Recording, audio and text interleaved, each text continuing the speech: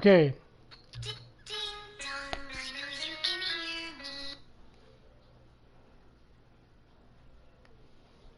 What is my favorite time? Not the current time, my favorite time.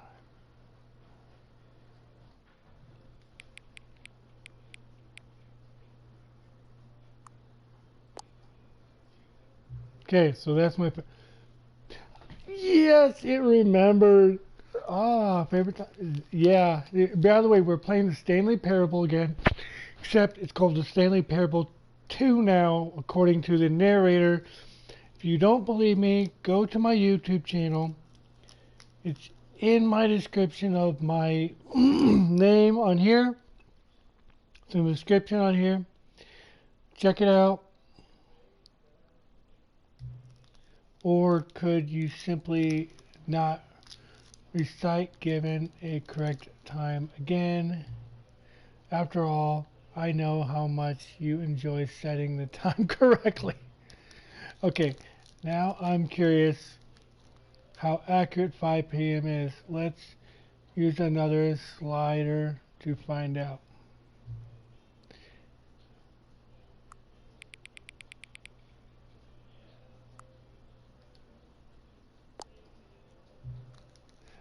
You know, I can just say, regardless of the accuracy of the clock, I am having a great time adjusting. Oh my god. This game was the most interesting game I've ever played in my life. Oh my god. This game kind of reminds me of another game I'm playing. I've beaten, but I need to beat again. Called Detroit Become Human, which I will play again. Thinking about doing that next.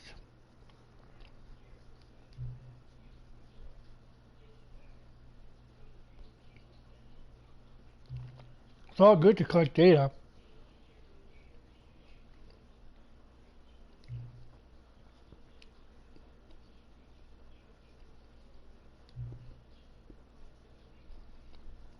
Shouldn't be too hard. Let me whip up a couple ones.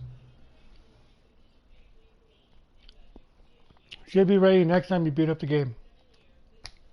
Oh my god.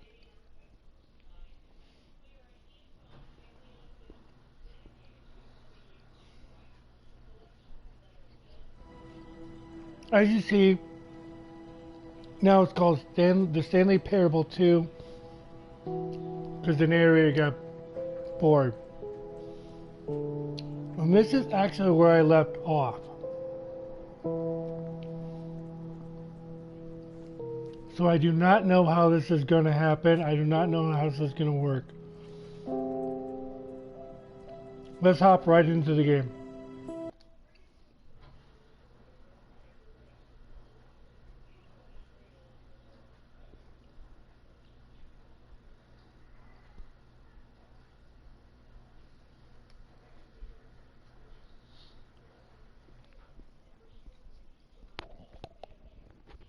This is the story of a man named Stanley.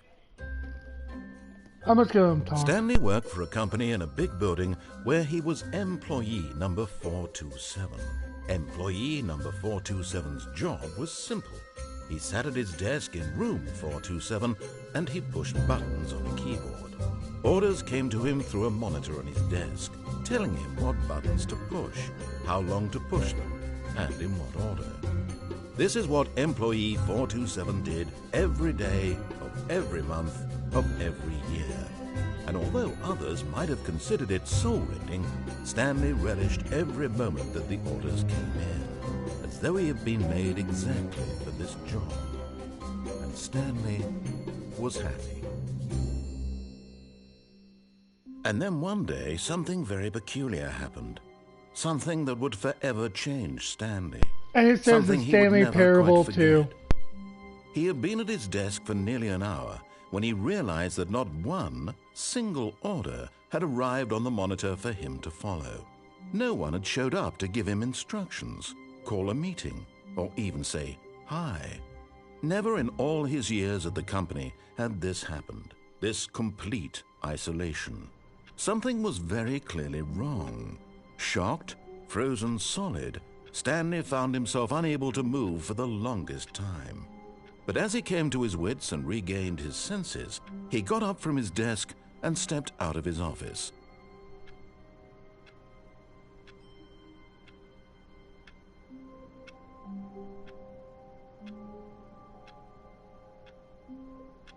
Let's see how much different this is now.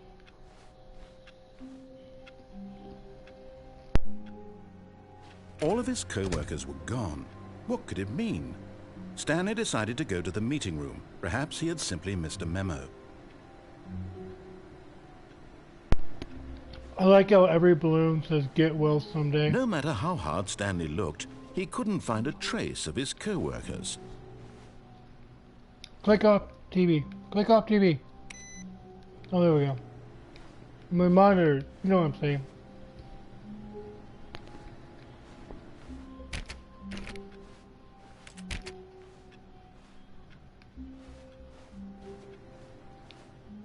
Stanley went around touching every little thing in the office, but it didn't make a single difference, nor did it advance the story in any way.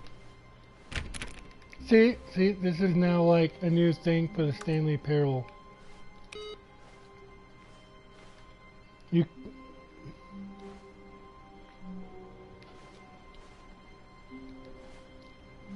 Oh, come on!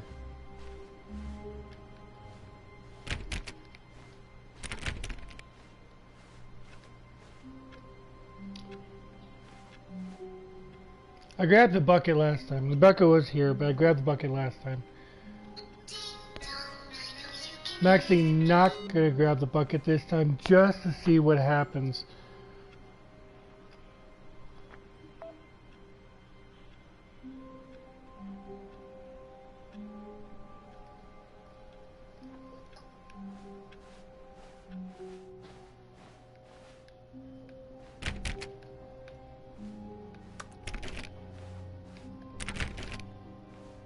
When Stanley came to a set of 2 open doors, he entered the door on his left.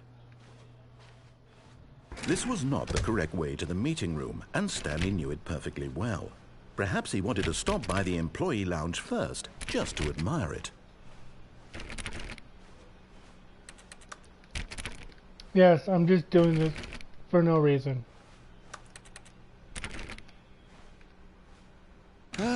Yes, truly a room worth admiring.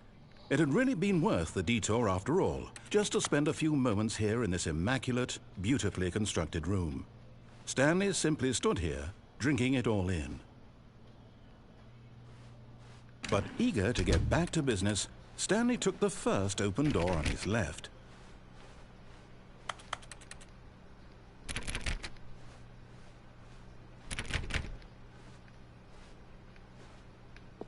Stanley was so bad at following directions, it's incredible he wasn't fired years ago.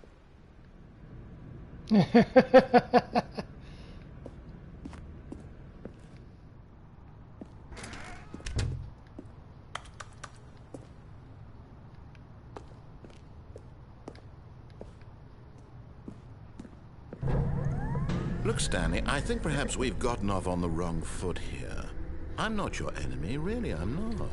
I realize that investing your trust in someone else can be difficult, but the fact is that the story has been about nothing but you all this time. There's someone you've been neglecting, Stanley. Someone you've forgotten about. Please, stop trying to make every decision by yourself. Now, I'm not asking for me, I'm asking for her. This is it, Stanley. Your chance to redeem yourself. To put your work aside, to let her back into your life. She's been waiting. Wait, are you kidding me? It's gonna go back to that?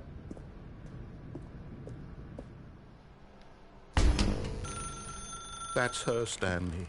You need to be the one to do this, to reach out to her. If you can truly place your faith in another, then pick up the phone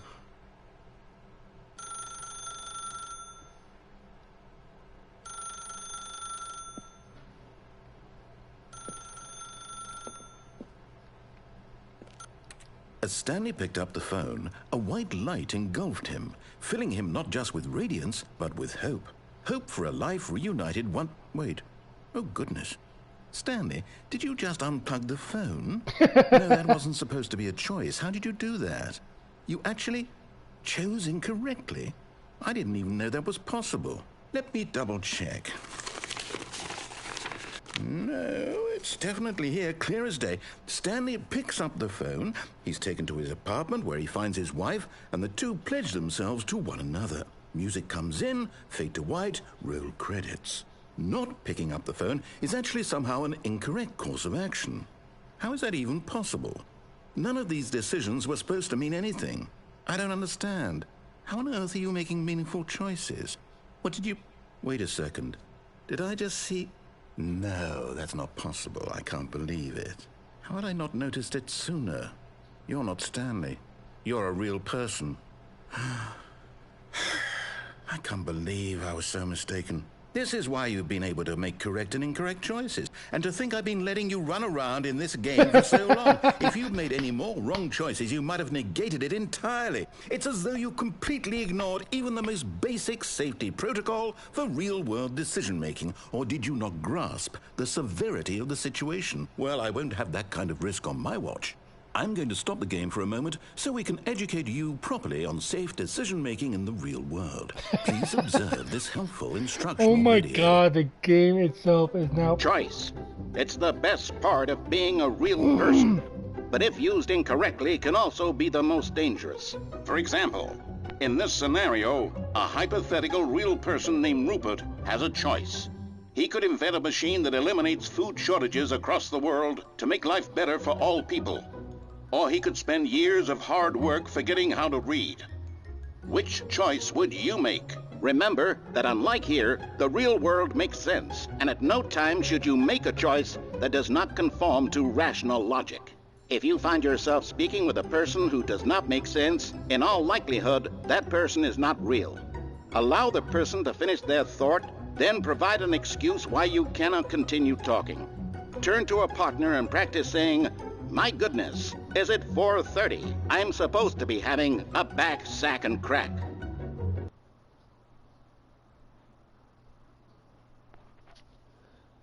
Is it 4:30? I'm supposed to be having a back sacking...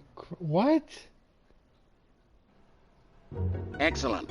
Making choices on a regular basis is the best part to a healthy decision-making process. God. Most medical professionals recommend making at least 8 choices per day. Do you make more than 8? Less? And finally, if you begin to wonder if your choices are actually meaningful and whether you'll ever make a significant contribution to the world, just remember that in the vast infiniteness of space, your thoughts and problems are materially insignificant, and the feeling should subside. At this time, your instructor will guide you in an exercise to test and reinforce the material covered in this video. Welcome back. You may have noticed that this room has begun to deteriorate as a result of narrative contradiction.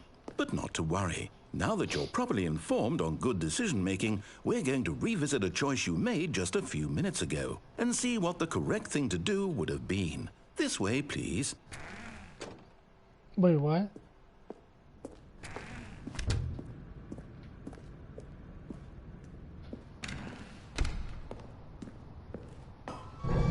Now that we know your choices are meaningful, we can't have you jumping off the platform and dying. Imagine the main character dying senselessly halfway through the story. That story would make no sense at all. We just need to get you home as soon as possible before the narrative contradiction gets any worse. Unfortunately, it seems this place is not well equipped to deal with reality.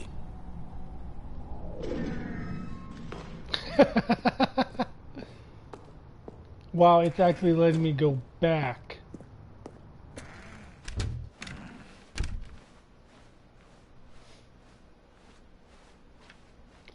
This is so weird.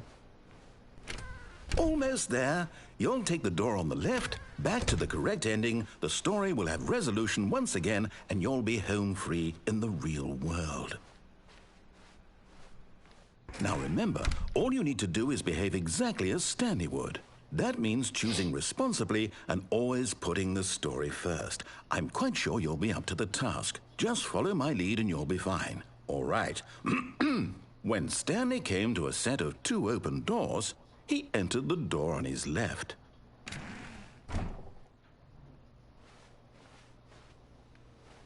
No! Why did you do that? Quickly, hurry back in the other direction. Perhaps we're not too late.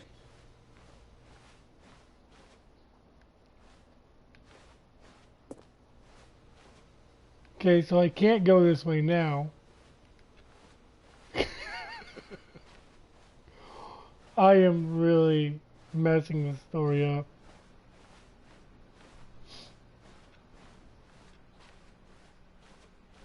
Oh, it's ruined. I can't believe, after everything we talked about, that my story, you've destroyed my work. Why? For what? What did you get out of that? What did you think was so special about seeing the game undone, left here like so much garbage? It's worthless now. And what am I supposed to do? Even if there were a way to continue, would it be worth it? To know that my story is now incorrect? How can I go back to that? I can't erase that knowledge. I'll have to live with it forever, reliving its impossibility forever. I couldn't live that way. Is it better to shut the game down entirely? To willingly destroy all of my work? I don't know. What's the answer? What do I do? What do I do? What do I... No, I have to. I have to shut the game down. I have to. I have to.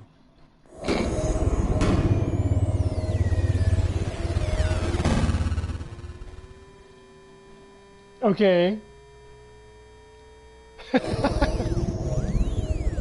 Oh my god. Oh, I'm here. I'm still here. Here in this pile of rubbish.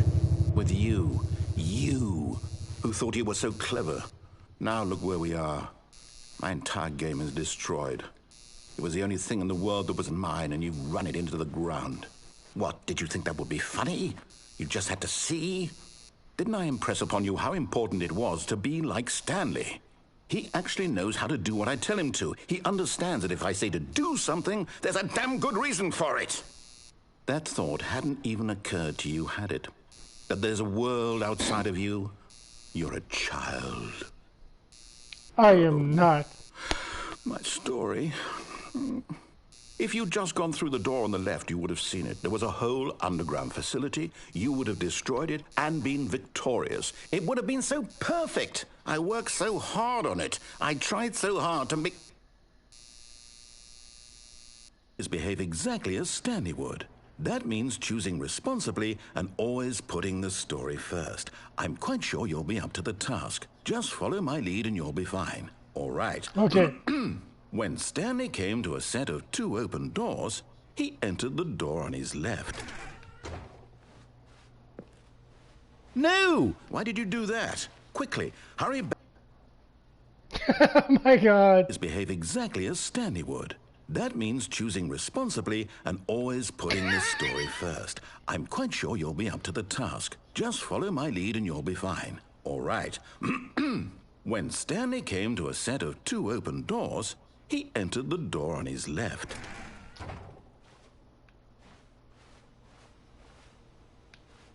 No! Why did you do that? Quickly, hurry back. Oh yeah, Behave exactly as Stanley would. That means choosing responsibly and Oh my always God. putting the story first. I'm quite sure you'll be up to the task. all Just right, follow all my right. lead and you'll be Let's fine. actually go on the All left right. correctly this time. When Stanley came to a set of 2 open doors, he entered the door on his left.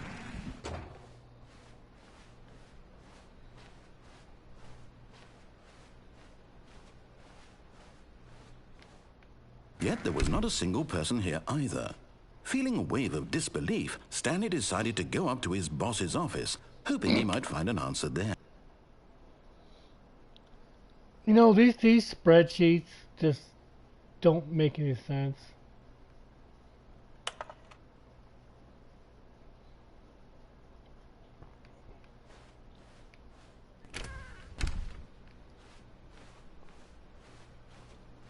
Coming to a staircase, Stanley walked upstairs to his boss's office.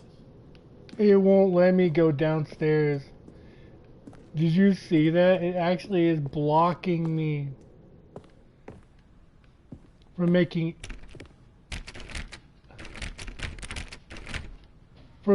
any other choice.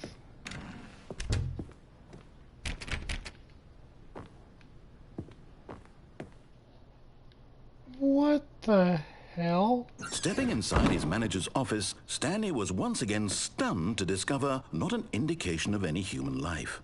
Shocked, unraveled, Stanley wondered in disbelief who orchestrated this, until he saw the door with a voice receiver next to it.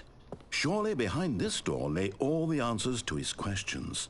And beyond all probability, he knew the passcode. He had seen it on his boss's computer just last week. Nightshark 115. Was this the code to open the door? Would it still work? There was only one way to find out. Stanley had been trained never to speak up, but now he would draw from within himself the courage to face the unknown. He drew a sharp breath and then spoke the code. Nightshark 112.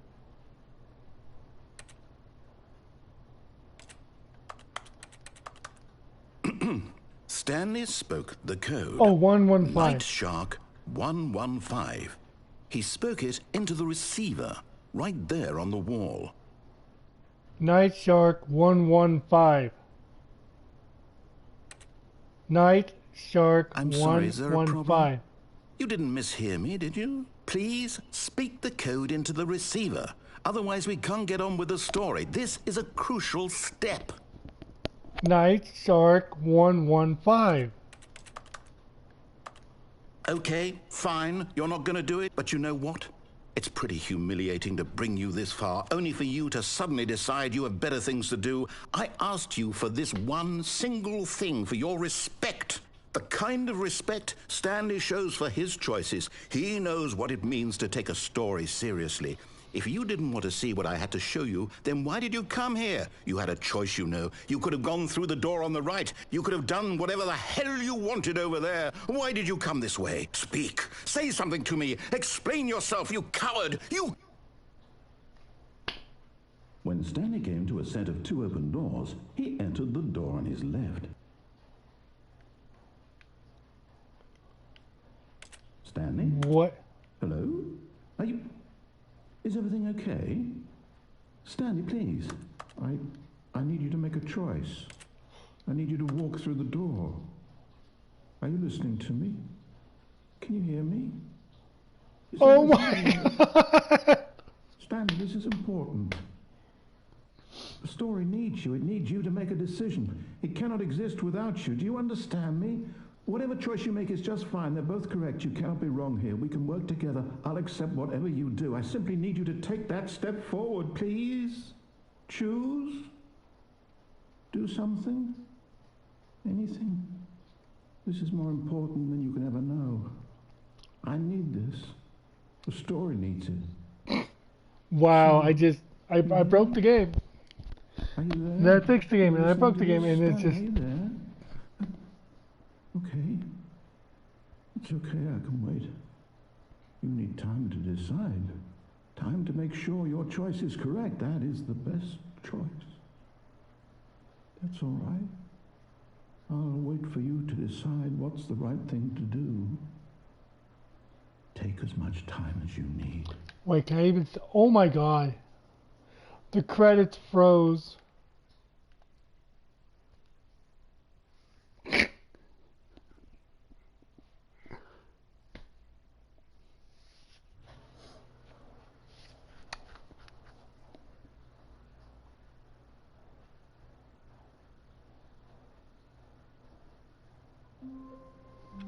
Okay. All of his co-workers were gone. What could it mean? Stanley decided to go to the meeting room. Perhaps he had simply missed a memo.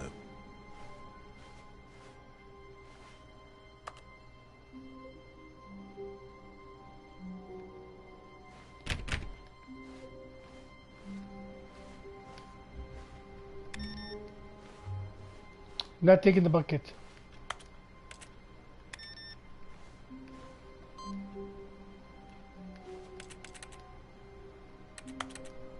You won't let me shut up that one. Okay.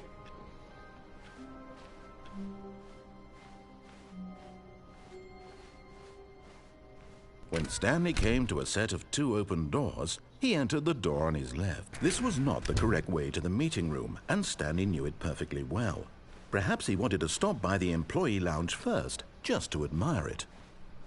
Wow, yes, this room. What a beautiful room.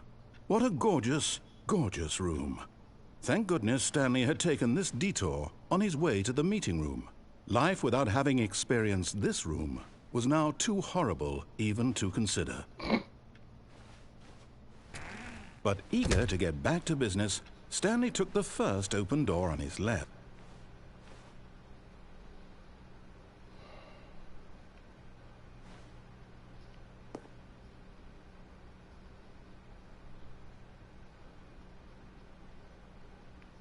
Yeah. And so he detoured through the maintenance section, walked straight ahead to the opposite door, and got back on track.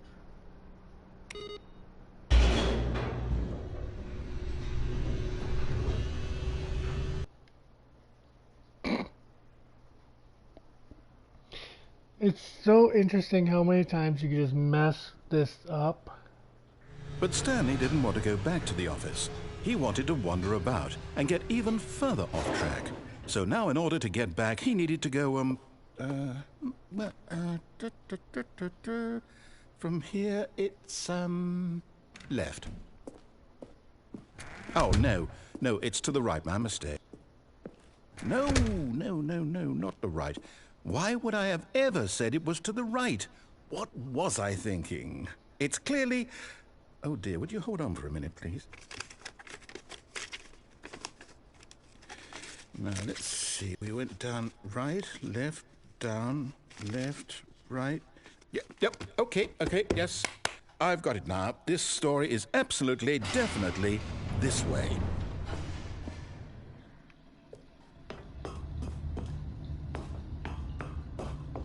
No. This isn't right at all. You're not supposed to be here yet. This is all a spoiler. Quick, Stanley, close your eyes. Okay. We just have to get back to, oh, who am I kidding? It's all rubbish now. The whole story completely unusable. How about, rather than waste my time trying to salvage this nonsense, we'll just restart the game from the beginning. And this time, suppose we don't wander so far off track, Okay, from the top. See what I mean? How this game just... Oh my god. Okay. Alright. All of his co-workers were gone. Wait. What could it where's mean? the balloons? Stanley decided to go to the meeting room. Perhaps he had simply missed a memo. The balloons are gone.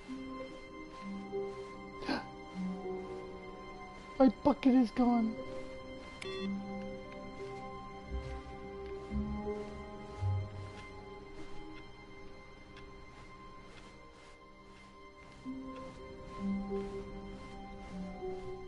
When Stanley...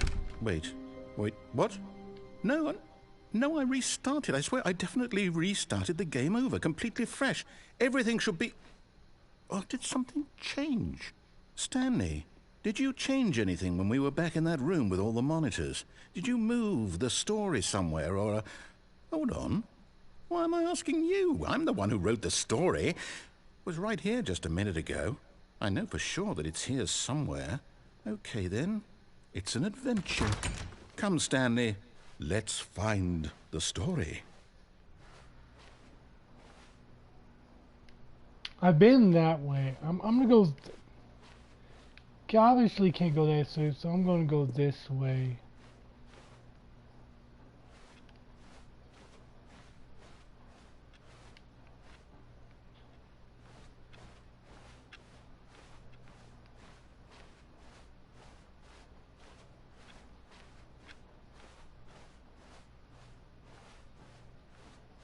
I'll say it. This is the worst adventure I've ever been. I can promise you there definitely was a story here before. Do we need to restart the game again? Well, I find it unlikely that we'll ever progress by starting over and over again, but it's got to be better than this. Okay, let's give it a shot. Why not?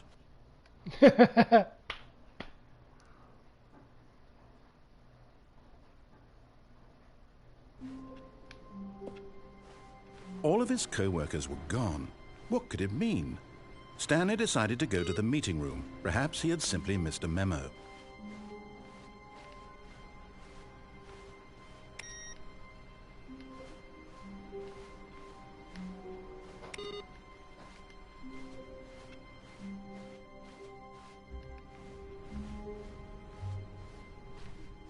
Okay, yep, it's worse. I might be remembering this wrong. It's possible the story is back where we just came from. Why don't we go back the other direction and see if we missed anything?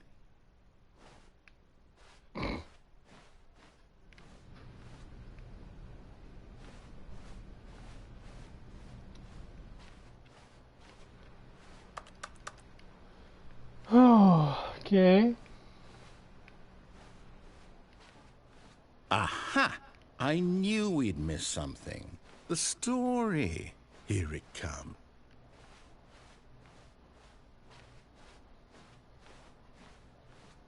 No, wait. Never mind. Not the story. Okay, let's head back the other way and retrace our steps. Now this... Well, I'll be honest. I don't recognize this place at all. Is this the story? I don't think so. I can't quite recall, but I believe my story took place in an office building. Is that correct? Do you remember, Stanley? Well, do you know what? Since I've completely forgotten what we were supposed to be doing, how about this? You win! Congratulations! I know you put in a lot of hard work, and it really paid off, so good job. Oh, no. No, I don't feel right about this at all. We both know you didn't put in any actual work for that win. Some people win fair and square, and this was not one of those situations. Okay, I'm getting weirded out by whatever this place is. I don't care what might happen this time. I have to restart. I feel like I'm playing the exact same way before. All right, I've got a solution. This time, to make sure we don't get Stanley lost, Parable I've 2 employed the Adventure help Line. of the Stanley Parable Adventure Line. Just follow the line. How simple is that?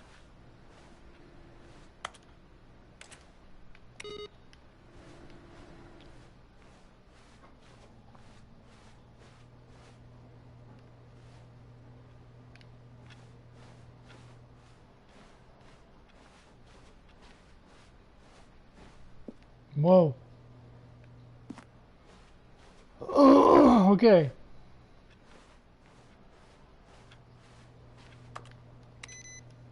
So I actually do have to go that way now.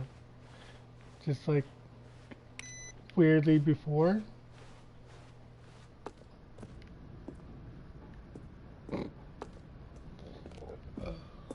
It's amazing See, when you... the line knows where the story is. It's over in this direction. Onward, Stanley, to destiny. Though, here's a thought. Wouldn't wherever we end up be our destination, even if there's no story there? Or to put it another way, is the story of no destination still a story? Simply by the act of moving forward, are we implying a journey such that a destination is inevitably conjured into being via the very manifestation of the nature of life itself? Okay, Stanley, I need to follow this train of thought for a minute. Just stick with me. Now, we can both agree that the nature of existence is in fact a byproduct of one's subjective experience of that existence, right? Okay.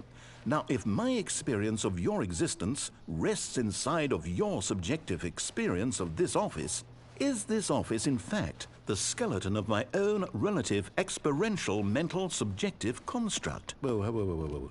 Hang on. That got a bit weird back there. Well, I'd like to apologize. Not sure where I was going with all that. You know what? I think what we need right now is a bit of music to lighten the mood. I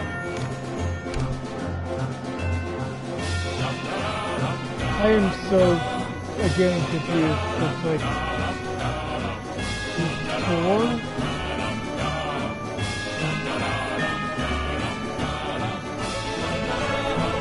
Wait, cut the music. Go back and look at that fern. Stanley, this fern will be very important later in the story. Make sure you study it closely and remember it carefully. You Okay. won't want to miss anything. Wait, what? We're back at the office? No. Line, you do know we're looking for the Stanley Parable, right? The story? Is any of this ringing a bell?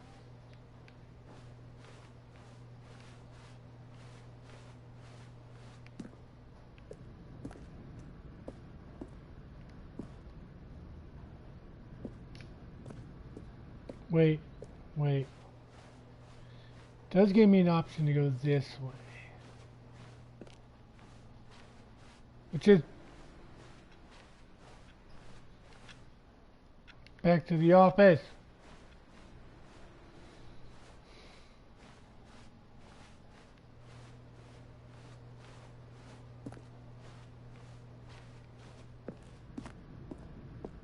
Oh, no, not again, Line. How could you have done this to us? And after we trusted you, after everything we've been through, you... Oh, I can't take this anymore. To hell with it. Restart.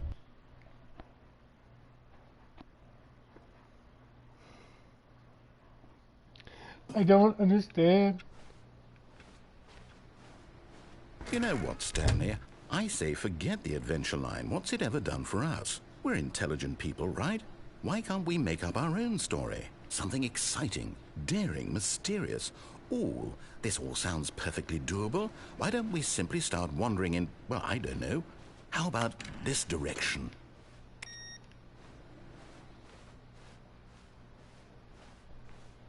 Now, yes, this is exciting. Just me and Stanley forging a new path, a new story. Well, it could be anything. What do you want our story to be? Go wild. Use your imagination. Whatever it might be, Stanley, I'm ready for it. Okay. Oh, no, not you again. Stanley, I'd also like to veto the line from having any role in our awesome new story. No lines or monitor rooms. Just don't acknowledge it, and we should be fine. How am I supposed to acknowledge it? Ah, a choice. We get to make a decision. From here, the story is in our control. How important we mustn't squander the opportunity. In fact, I believe I need a minute to think here. Just walk in circles for a minute. Okay, so I know that each door has to lead somewhere, which means that somewhere, the place where we're trying to go, there must be a reverse door that leads here.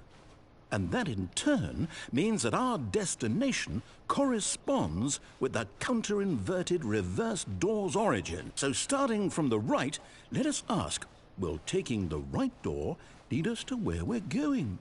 And since the answer is clearly yes, then by all accounts, the door on the right is the correct one. Another victory for logic.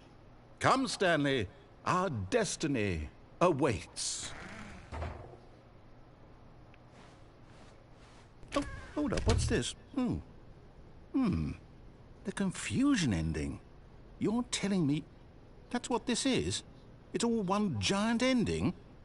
And we're supposed to restart the game, what, eight times? That's really how all this goes? It's all determined? So now, according to the schedule, I restart again. Then what? Am I just supposed to forget? Well, what if I don't want to forget?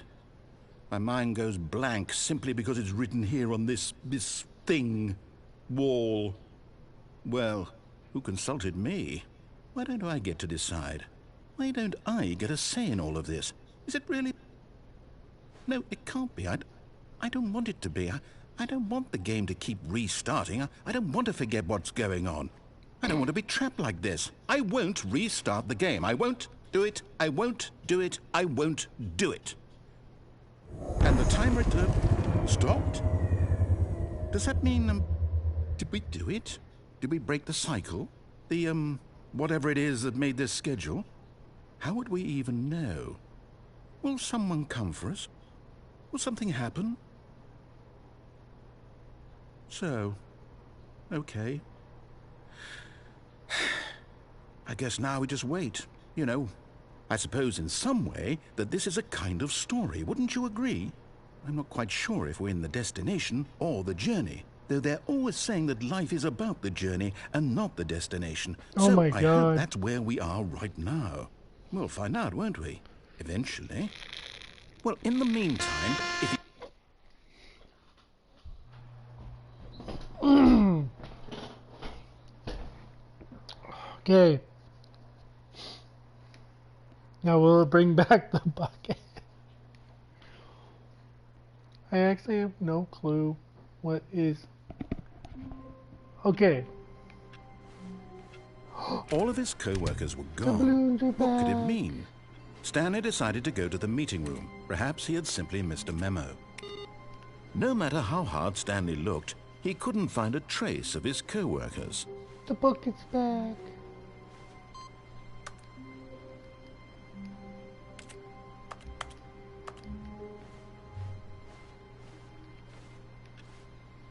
Again, I'm not taking the bucket.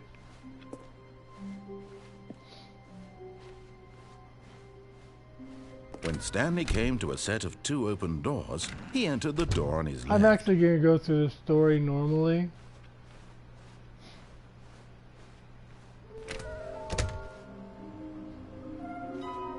Whoa. That is different. That's completely different. What the hell?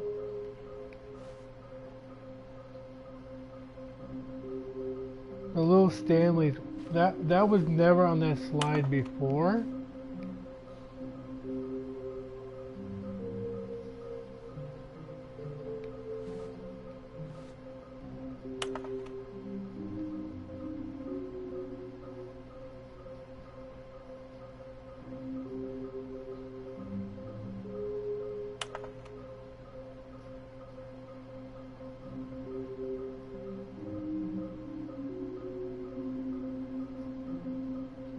Okay.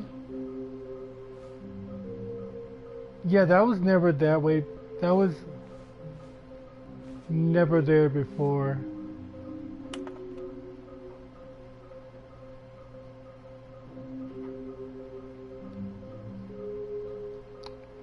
What is going on?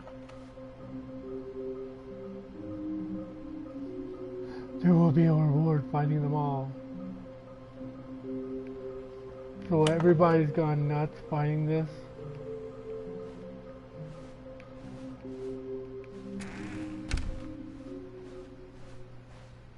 I go downstairs. Coming to a staircase, Stanley walked upstairs to his boss's office.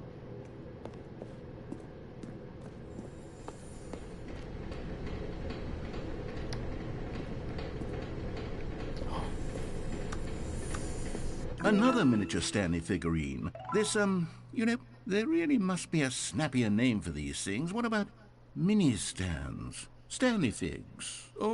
What about Stanlerines? Yes, I think I like that. Another Stanlerine under your belt.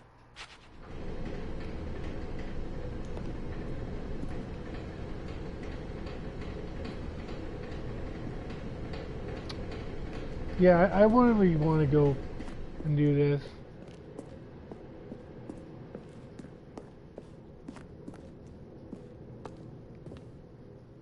See if the boss's room actually does change.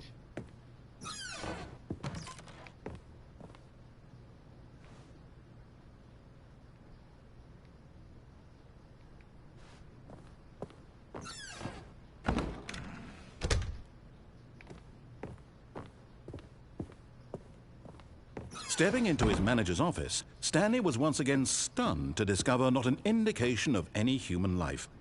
Shocked, unraveled, Stanley wondered in disbelief who orchestrated this. What dark secret was being held from him?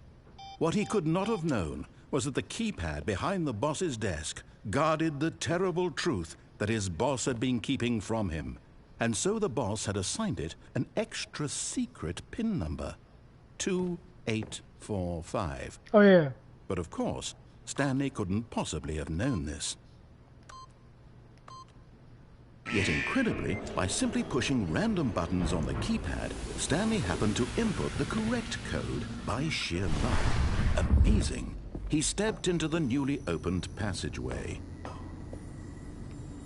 Okay, I'm going back to the name of these little Stanley figurines, and now I'm torn between Stanlerines and Figlies. What do you think, Stanley?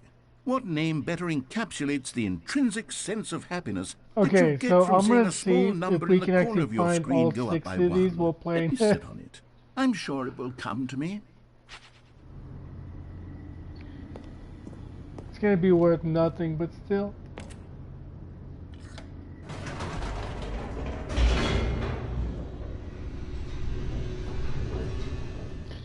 It's just hilarious.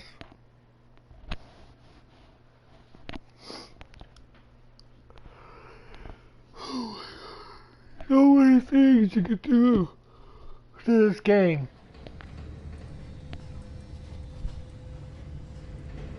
It was a stirring of emotion in his chest, as though he felt more free to think for himself, to question the nature of his job. Why did he feel this now, when for years it had never occurred to him? This question would not go unanswered for long. Okay. Stanley walked straight ahead through the large door that read Mind Control Facility.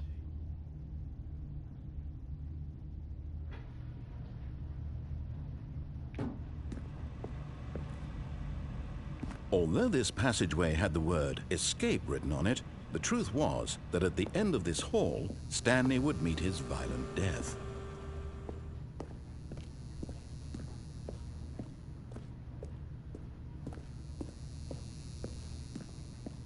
The door behind him was not shut. Stanley still had every opportunity to turn around and get back on track. At this point, Stanley was making a conscious, concerted effort to walk forward and willingly confront his death.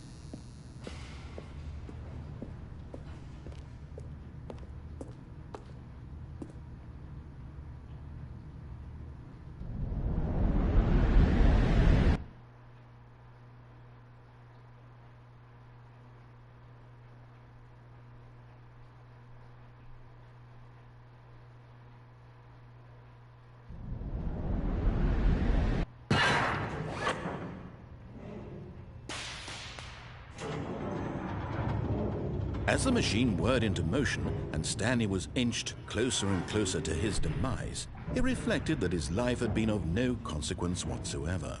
Stanley can't see the bigger picture. He doesn't know the real story, trapped forever in his narrow vision of what this world is. Perhaps his death was of no great loss, like plucking the eyeballs from a blind man. And so he resigned and willingly accepted this violent end to his brief and shallow life. Farewell, Stanley.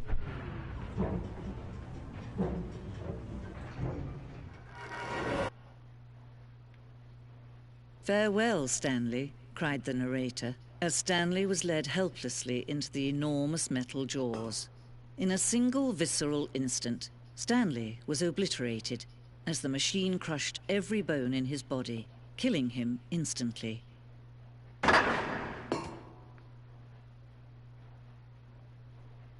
Okay.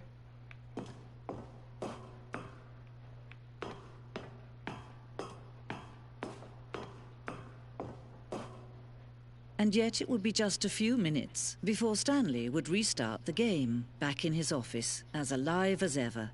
What exactly did the narrator think he was going to accomplish?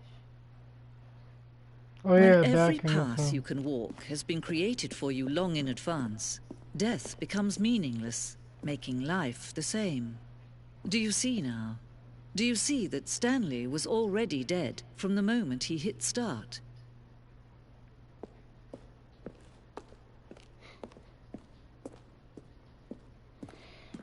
I forgot about this. Wait, what?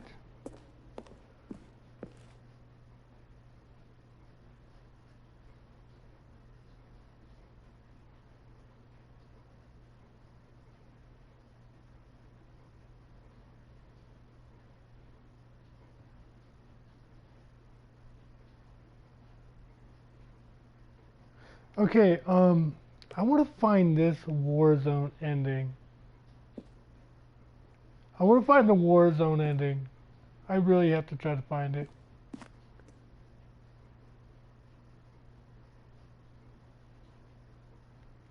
Because that, I don't remember ever there being that ending there. There's a telephone one where you pick up the phone.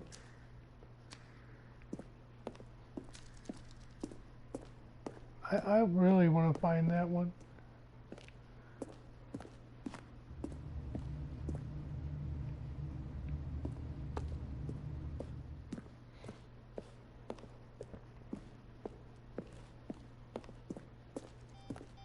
I do like this though. I really do. This game is amazing.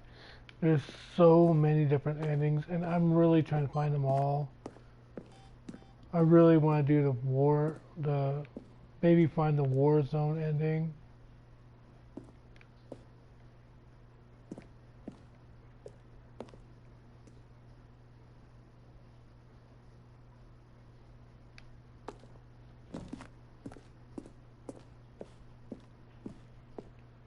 I never knew there was a war zone ending. Oh, look at these two. How they wish to destroy one another. How they wish to control one another. How they both wish to be free.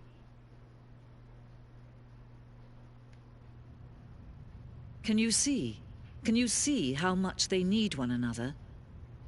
No, perhaps not. Sometimes these things cannot be seen. But listen to me.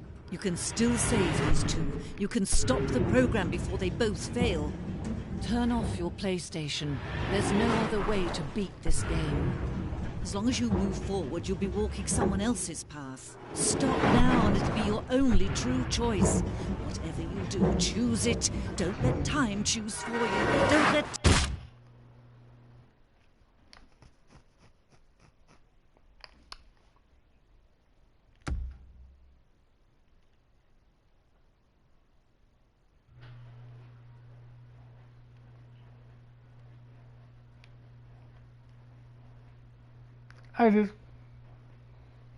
One of these times I'm actually going to click on that.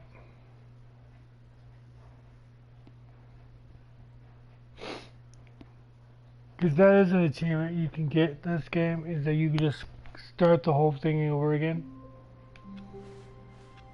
All of his co-workers were gone. What could it mean? Stanley decided to go to the meeting room. Perhaps he had simply missed a memo.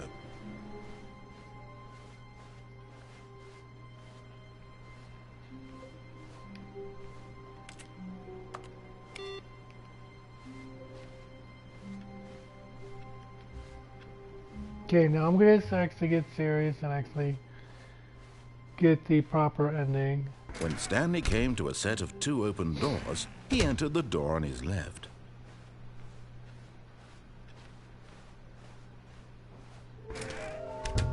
Oh! It actually talks about where they are. Somewhere red and blue. A large room, lots of boxes.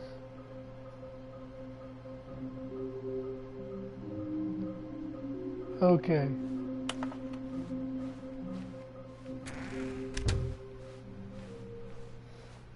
Coming to a staircase, Stanley walked upstairs to his boss's office. But Stanley just couldn't do it. He considered the possibility of facing his boss. Admitting he had left his post during work hours, he might be fired for that. And in such a competitive economy, why had he taken that risk? All because he believed everyone had vanished? His boss would think he was crazy. And then something occurred to Stanley. Maybe, he thought to himself, maybe I am crazy. All of my co-workers blinking mysteriously out of existence in a single moment for no reason at all? None of it made any logical sense. And as Stanley pondered this, he began to make other strange observations. For example, why couldn't he see his feet when he looked down? Why did doors close automatically behind him wherever he went? And for that matter, these rooms were starting to look pretty familiar. Were they simply repeating? No, Stanley said to himself, this is all too strange. This can't be real. And at last, he came to the conclusion that had been on the tip of his tongue. He just hadn't found the words for it. I'm dreaming, he yelled. This is all a dream. Oh, what a relief Stanley felt to have finally found an answer, an explanation. His co-workers weren't actually gone. He wasn't going to lose his job. He wasn't crazy after all. And he thought to himself, I suppose I'll wake up soon. I'll have to go back to my boring real-life job pushing buttons. I may as well enjoy this while I'm still lucid.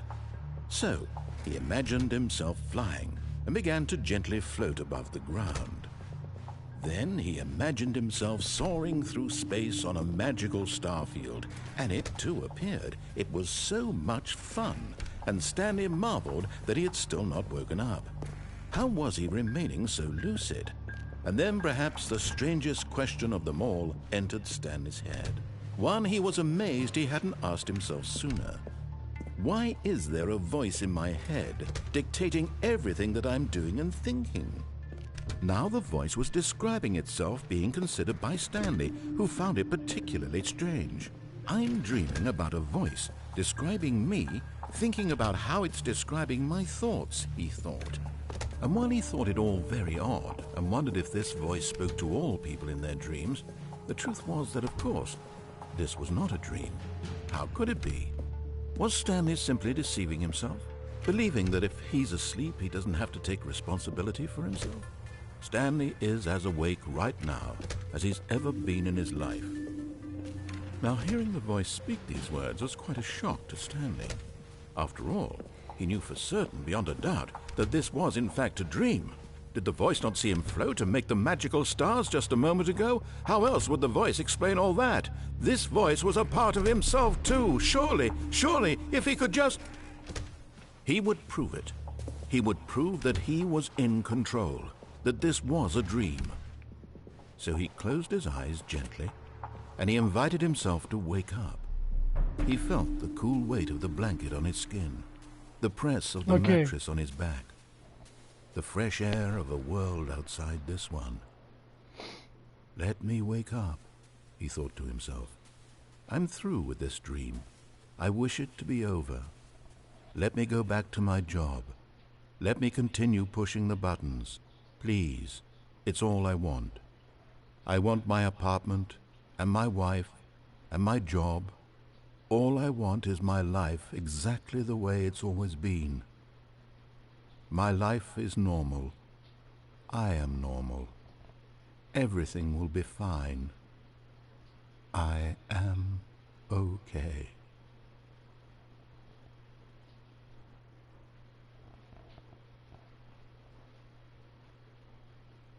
Stanley began screaming. Please, someone, wake me up. My name is Stanley. I have a boss. I have an office. I am real. Please, just someone tell me I am real. I must be real. I must be. Can anyone hear my voice? Who am I? Who am I? And everything went black.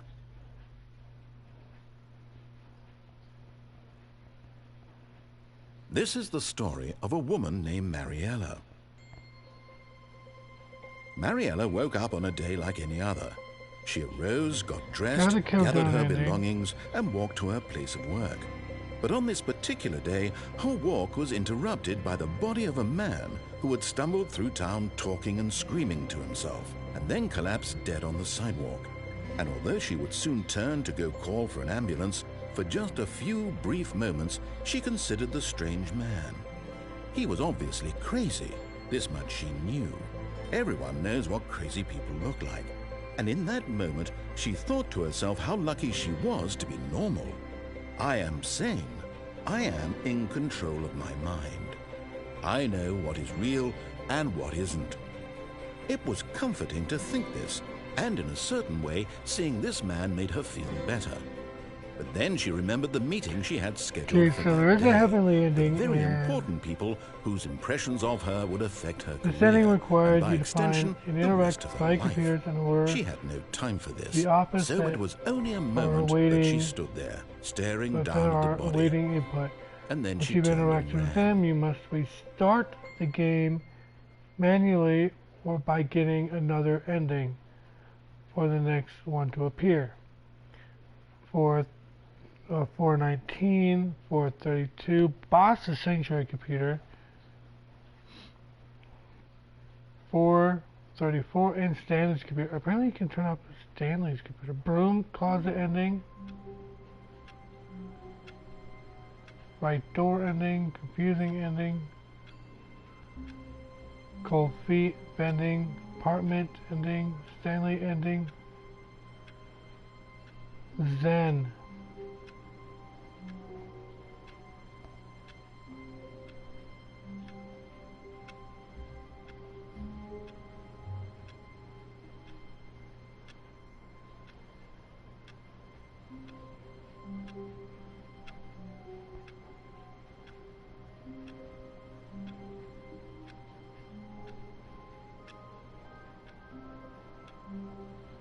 Okay, I'm gonna try the Zen ending. That'd be kind of cool. Just a step through this door, Stanley thought to himself, that's all I need. If I can make it through this door, I can make it through them all. Although the heavenly endings does sound pretty cool too. 419, I don't no clue where 419 No is. matter how hard Stanley looked, he couldn't find a trace of his co-workers.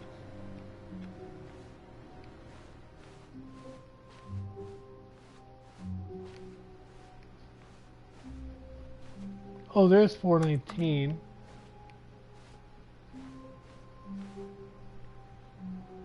$423. Already set up that one. I have to get the boss's computer. And 434, which I've also shut off.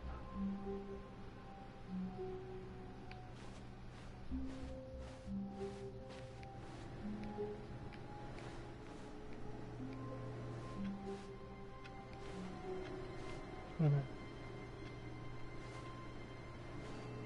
Oh, 434, yeah, there it is.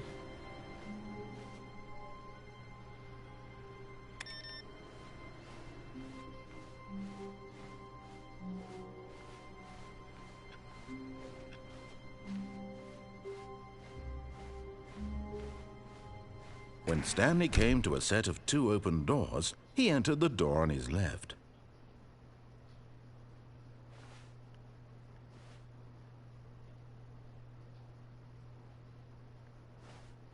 This was not the correct way to the meeting room, and Stanley knew it perfectly well. Perhaps he wanted to stop by the employee lounge first, just to admire. The lounge was sublime, a work of art. What was it about this room that called? But eager to get back to business, Stanley took the first open door on his left. Stanley was so bad at following directions, it's incredible he wasn't fired years ago. Look, Stanley, I think perhaps we've gotten off on the wrong foot here. I'm not your enemy, really, I'm not. I realize that investing your trust in someone else can be difficult, but the fact is that the story has been about nothing but you all this time. There's someone you've been neglecting, Stanley. Someone... What? Really? I was in the middle of something. Do you have zero consideration for others? Are you that convinced that I want something bad to happen to you? Why, I don't know how to convince you of this, but I really do want to help you, to show you something beautiful. Look, let me prove it. Let me prove that I'm on your side. Give me a chance. Okay. So it says on here to do the Zen ending, which I'm gonna try to get all the endings.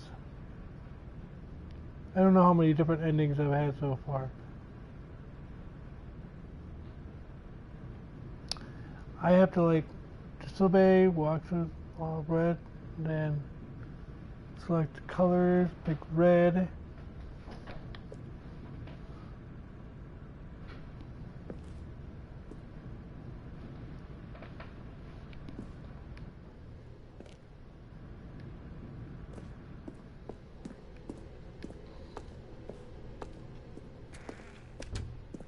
Now listen carefully, this is important. Stanley walked through the red door.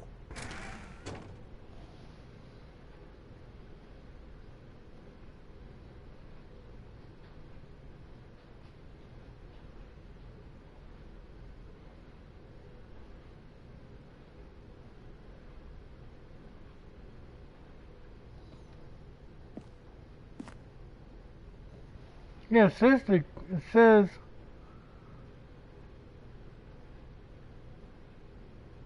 pick the red door.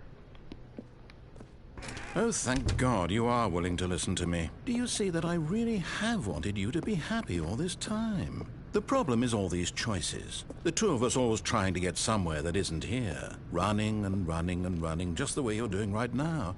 Don't you see that it's killing us, Stanley? I wanted to stop. We would both be so much happier if we just stopped. And I think I have a solution. Here, let me show you.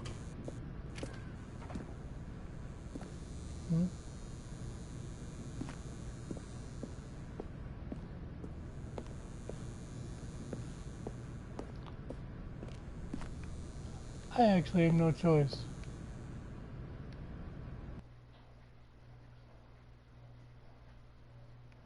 Okay.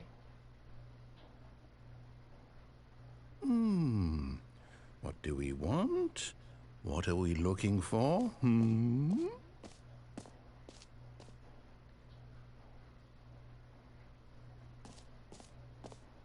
Here. Yes. Oh, it's beautiful, isn't it? If we just stay right here, right in this moment with this place, Stanley, I think I feel happy. I actually feel happy.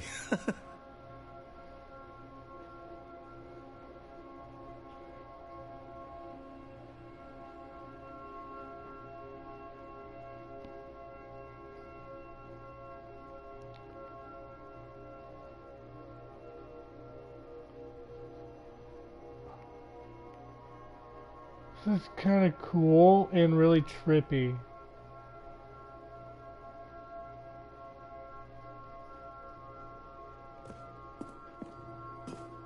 No, wait. Where are you going? Doing my own thing. Oh, no. Stay away from those stairs. If you hurt yourself, if you die, the game will reset. We'll lose all of this. Please, no, Stanley, let me stay here. Don't take this from me. Please, Stanley. No! Oh, thank God you lived. You had me worried there for a moment. Now, can we please get back to the other room? No. No, what are you doing, Stanley? Please, I'm asking you not to take this away from me. I can't go back to what I was before. If you die, we'll both go back. Why are you doing this? Stanley, let's go back to the other room. Can you do that for me?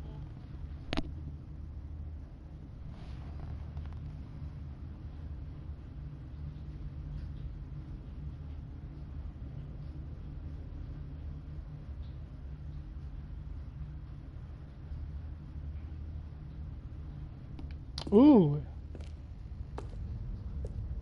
Get additional Yes. diagnosis. Perhaps you can. Perhaps you finally see what I'm talking about. I know you'll see that we can't be happy if we leave this place. You can see that, can't you?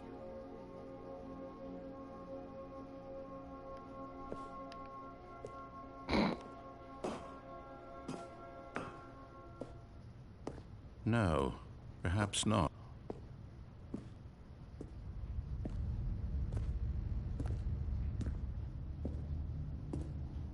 Wow, this is some really messed up stuff. My God, is this really how much you dislike my game? That you'll throw yourself from this platform over and over to be rid of it? You are literally willing to kill yourself to keep me from being happy. Am I reading the situation correctly? Or maybe you're just getting a kick out of it. I don't know anymore. I just wanted us to get along. Do you actually want to stay alive? Or are you just teasing me?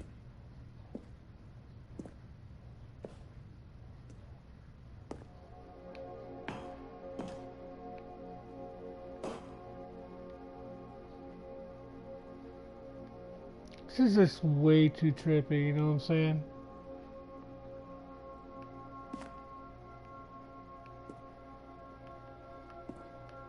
wanted us to be happy here, Stanley. I really did. I wish I still thought that was possible.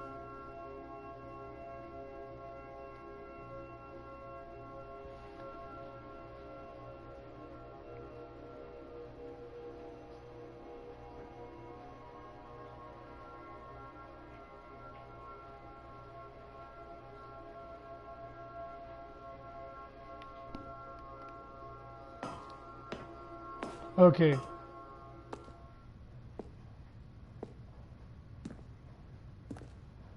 I guess that's no more. There's gonna be no more.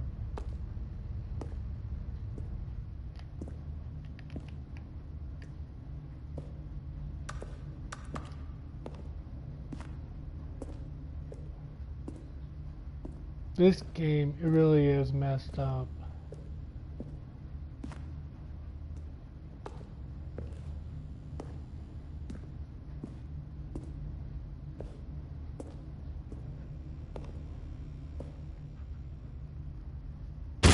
Is it over?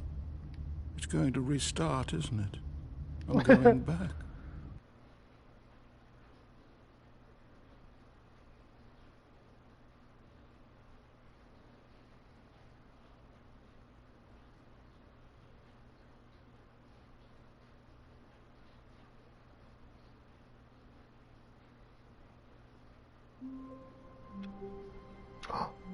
Oh yeah, I forgot about the no bucket ending.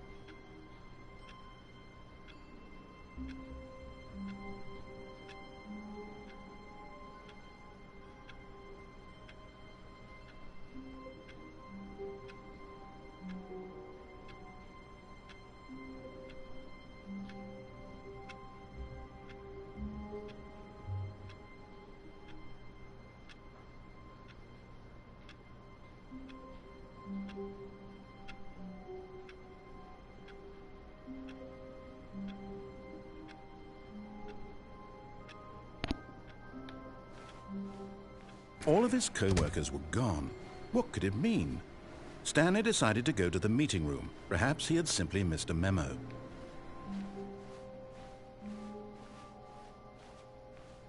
Stanley lifted the bucket into his arms, and a wave of comfort rushed over him.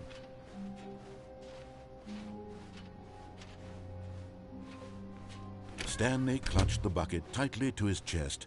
This was not the correct way to the meeting room, but Stanley had felt the bucket calling to him, telling him that the employee lounge was simply the place to be.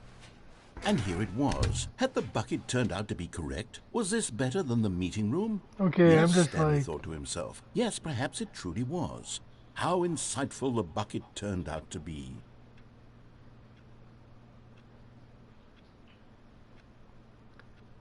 I was gonna look up one of the endings, but this is like way too entertaining to do. Truly, It. being here with the bucket was a grand adventure.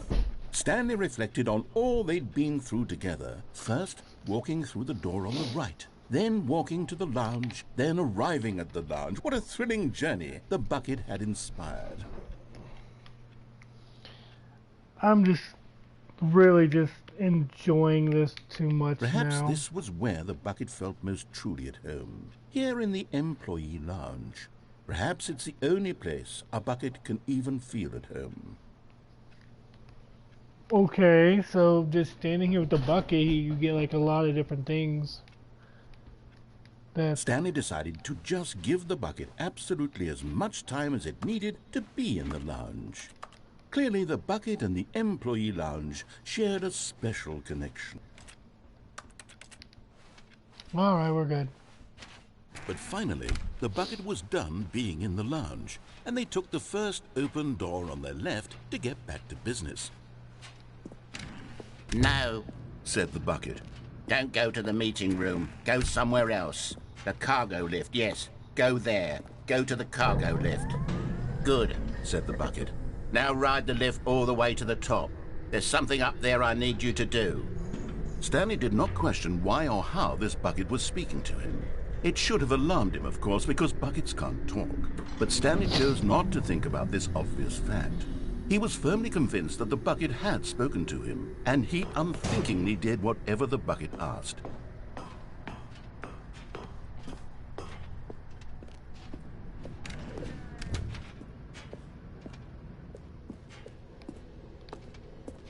No, stop. Look there on the wall. You see, there's a sign right there. It says, no buckets past this point. Stanley, how could you think it was okay to bring the bucket here? Unless, what if the problem is that you actually don't know what is a bucket and what isn't a bucket? I suppose that would explain a lot about your behavior up to this point. Which, if that's true, well, my goodness, I think we have to do something about it. This misunderstanding could have dire consequences on the entire rest of the game if not addressed quickly and properly. So much of the impact of the story is dependent on your understanding of what is and isn't a bucket. Please, step in here for a moment.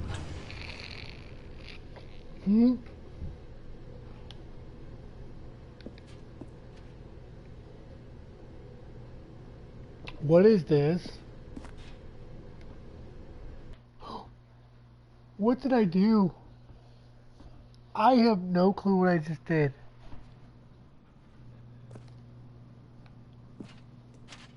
Now then, I'm going to run you through some test scenarios and you'll tell me whether or not the thing I'm showing you is a bucket.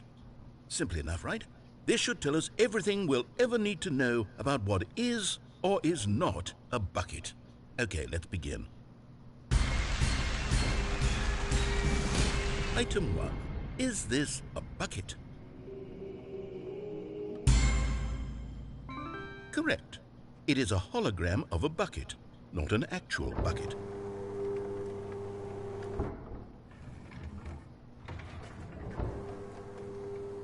Item 2. Is this a bucket? Incorrect. It is a 3D printed recreation of a bucket, not an actual bucket.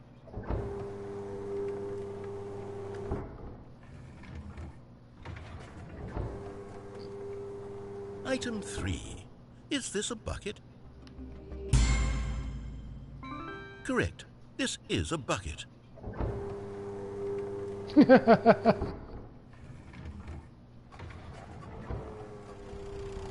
Item 4. Is this a bucket? What? Are you hallucinating? This is a tractor. It's an enormous machine that tills the earth. I thought this was a gimmick. How on earth did you manage to screw it up? Absolutely incredible. Let's just move on to the next one.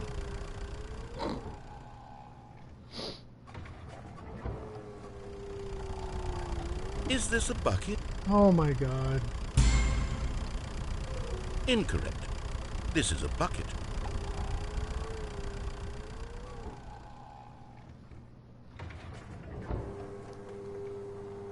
Item 6. Is this a bucket? Trick question.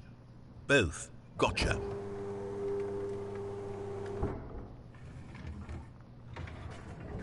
Item... Wait, hold on. I can't find the next one.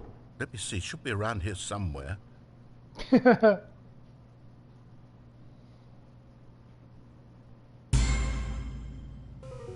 Okay, you and I both know there isn't anything here, and I don't appreciate the implication that nothing is a bucket when we both clearly know that a bucket is something, and therefore nothing could possibly be something. Unless, in your twisted mind, have you somehow convinced yourself that a bucket is nothing? Answer me straight, Stanley. Do you believe that nothing is a bucket? You know what? I'm too confused to even sort it out. I've lost all sense of perspective. What is a bucket? What isn't a bucket? Mere moments ago I could answer these questions with confidence, and yet now I'm somewhat adrift. Do any of us know what a bucket is? Am I a bucket? Stanley, I can't keep doing this. I'm losing myself, and myself was all I ever had to begin with. I'm afraid the bucket is threatening to tear our relationship apart. I can't have that. I'm sorry. But I'm going to erase all buckets from the game entirely. Okay. No! Here we go. I want my bucket. What Give me happened? back my bucket. Is everything gone? Why did everything disappear? Wait, was everything a bucket? Every single thing in the game was a bucket. Oh my God, I had no idea. How could... Except me. I'm not a bucket after all. And you, Stanley, you're still here. You're not a bucket either. Oh, this is wonderful news. We're not buckets. Yes, I actually feel much more at ease right now. It's delightful to get some clarity on that issue, but it doesn't change the fact that we haven't got a game. So, tell you what, I'll reset everything and we'll put back all of the buckets, okay? And we'll know that it's all a bucket. But if you run into anyone else, maybe don't mention that. Who knows what that information might do to a person. All right, here we go. Yay!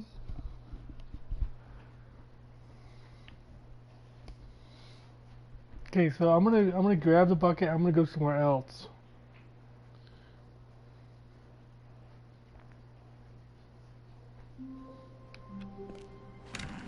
Whoa! Whoa! What's going on here? Okay, I'm gonna grab the bucket. The confusion and the chaos all seemed to melt away as Stanley clutched the bucket tightly to his chest and entered the door on his left. This was not the correct way to the meeting room, but Stanley had felt the bucket calling to him, telling him that the employee lounge was simply the place to be. And here it was. Had the bucket turned out to be correct? No, never mind. The bucket was wrong. Stanley took the door on his left to go back to the meeting room. No, Said the bucket. don't go to the meeting room. Go somewhere else. The cargo lift, yes. Good, Said the bucket. now ride the lift all the way to the top. There's something up there I need you to do. Okay, Stanley did not question think why I'm or how this bucket was things are speaking to confusing him. myself by It the should game. have I'm not alarmed him, quite of course, sure because which one's buckets being can't more talk. But Stanley chose not to think about this obvious fact. He was firmly convinced that the bucket had spoken to him, and he unthinkingly did whatever the bucket asked.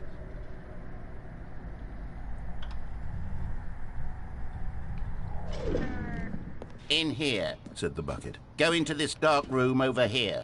Stanley once again obeyed blindly. There's nothing else to do. Now pick up the phone. Said the bucket. Pick up the phone and it will take us back home, where we can go about life together.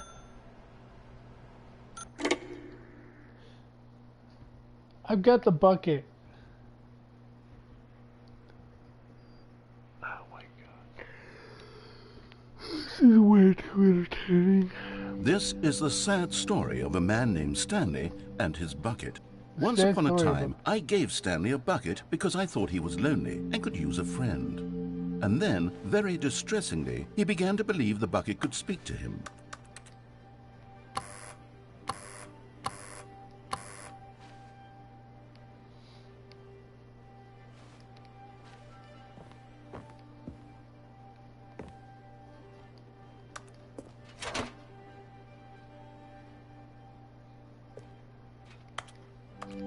The Stanley Parable Reassurance Bucket was merely meant to provide the comforting glow of companionship.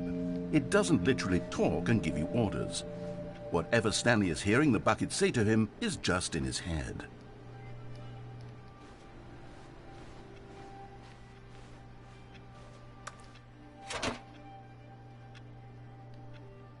Lately, I've been concerned about him.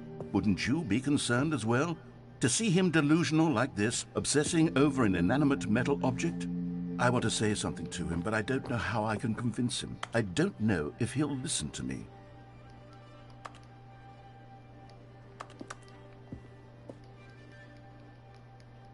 It won't let me do anything.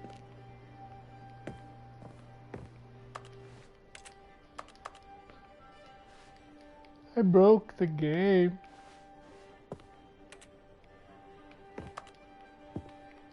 Bucket.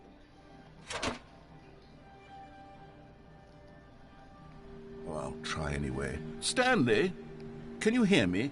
Listen to me. It's just a bucket. It can't think, it can't talk. All it will ever truly do for you is effectively transfer a liquid from one location to a different location. That's it. It doesn't do anything else.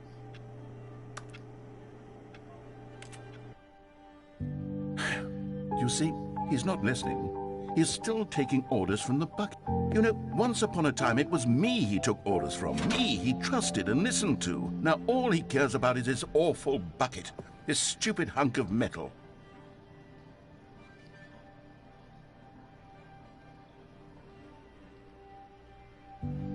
sad. I suppose he doesn't need me anymore. From now on, he's just going to cling to this bucket, this cold, empty bucket, this sort of shiny bucket. Well, I'll give it this. The bucket does have a nice shine to it.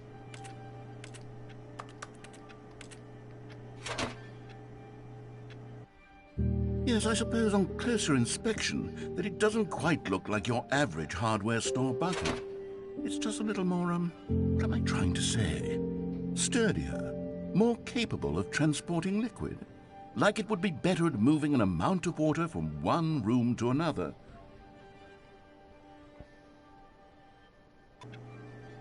Oh my God, what am I saying? Better at carrying water from room to room. It's a bucket. It's literally just a bucket. Why do I feel some need to point out the ways in which it's so much more than just a regular bucket? Oh no, I'm having feelings for the bucket. No. What's going on? Why do I want to be with the bucket? Hear what the bucket has to say. Do anything it asks. What's wrong with me? I don't understand. Perhaps if I had the bucket, this would be less confusing. Yes. What the hell bucket could is tell me going what to do on? in this Seriously. troublesome situation. There's a romantic thing with the bucket going on now. What time does it say it is? 0313? Stanley, give me the bucket. Give it to me. Give me the bucket, Stanley. I need it. Give it to me now. Give it or I'll...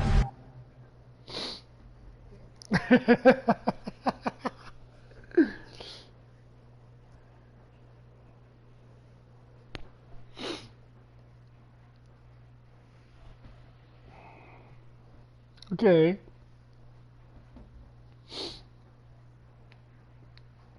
Ooh, I know what I'm gonna do. I'm gonna grab the bucket. I'm gonna go back to that one ending with the phone. I'm gonna unplug the.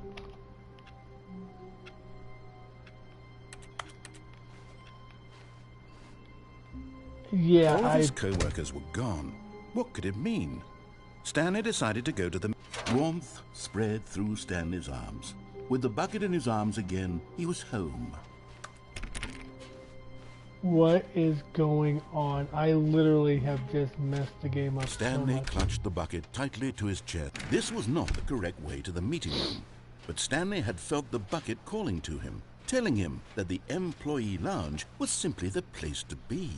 And here it was. Had the bucket turned out to be correct? No, never mind. The bucket was wrong. Stanley took the door on his left to go back to the meeting room. No, Said the bucket. don't go to the meeting room. Go somewhere else. The cargo lift, yes. Good, Said the bucket. now ride the lift all the way to the top. There's something up there I need you to do. Stanley did not question why or how this bucket was speaking to him. Is this It just should me, have or alarmed is him, this- of course, am I because buckets twisting the can't game talk. a lot? But Stanley chose not to think about this obvious fact. Oh shit! But Stanley feared that any path he walked might lead to the separation of himself and the bucket, his dearest friend. So he threw himself to his death, that they might die in one another's arms. How deeply touching. Okay. I did not mean that to happen, but it happened.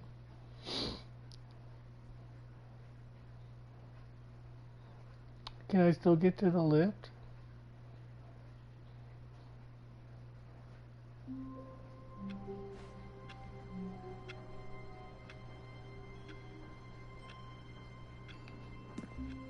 Even now, Stanley's office was a distant memory. What did it look like? There was a computer, perhaps, and a painting. Was it a painting or a photo? He could no longer recall. Stanley picked up the bucket and smiled. He'd never be alone again, not truly alone, not with the bucket around. Stanley clutched the bucket tightly to his... This was not the correct way to the meeting room, but Stanley had felt the bucket calling to him, telling him that the employee lounge was simply the place to be. And here it was. Had the bucket turned out to be correct? Was this better than the meeting room? Yes, Stanley thought to himself. Yes, perhaps it truly was. How insightful the bucket turned out to be. No, never mind. the bucket was wrong. Stanley took the door on his left to go back to the meeting room. No, said the bucket. don't go to the meeting room. Go somewhere else. The cargo lift, yes. Good, said the bucket. Now ride the lift all the way to the top. There's something up there I need you to do. Stanley did not question why or how this bucket was speaking to him. It should have alarmed him, of course, because buckets can't talk. But Stanley chose not to think about this obvious fact. He was firmly convinced that the bucket had spoken to him, and he unthinkingly did whatever the bucket asked.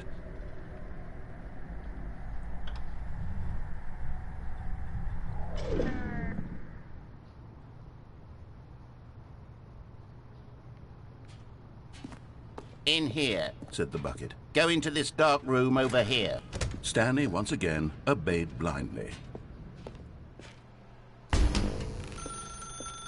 Now pick up the phone.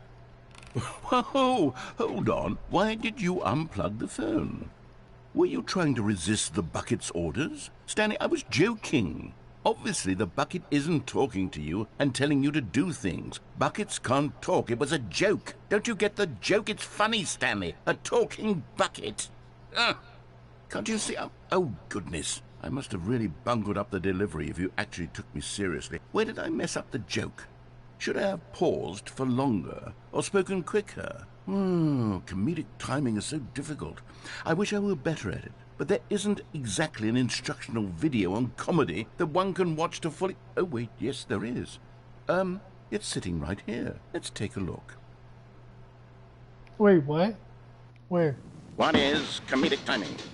What is comedic timing? How does it work? How long should it last? How can it be used to effectively silence your political enemies? And more importantly, can it be taught in its entirety within 90 seconds? Thankfully, the answer to all of these questions is yes. Let's dive deeper. If you've ever told a joke or made someone laugh, in all likelihood, you did it while standing 50 to 80 centimeters from them in a room of no more than 76 degrees Fahrenheit, with one of your arms raised straight upward at a 15-degree angle from your body. These are the optimal conditions for good comedic timing. To begin the joke, start by stating and spelling your name. Next, provide a brief synopsis of the joke, including the specific times at which the recipient of the joke will laugh, and then spell out your name a second time. With these steps complete, it's time to begin the humor. Speak the entire joke in no more than 18 seconds and no less than 13 and a half. Pausing only for bathroom breaks when necessary. When the joke has concluded, it is customary to inform your listener that the joke is over by declaring in your loudest possible voice, "I'm Dunny with the funny." Let's practice screaming, "I'm Dunny with the funny" now. I'm Dunny with the funny?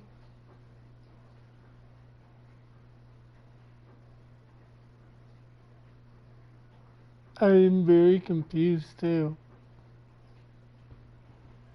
Good. This saying is a perfect example of expectations management, which is the cornerstone of good comedy. Finally, it's time to hand out surveys. Collecting hard data from your audience on how rapt they were throughout the joke is the only way to grow or learn as a comedian.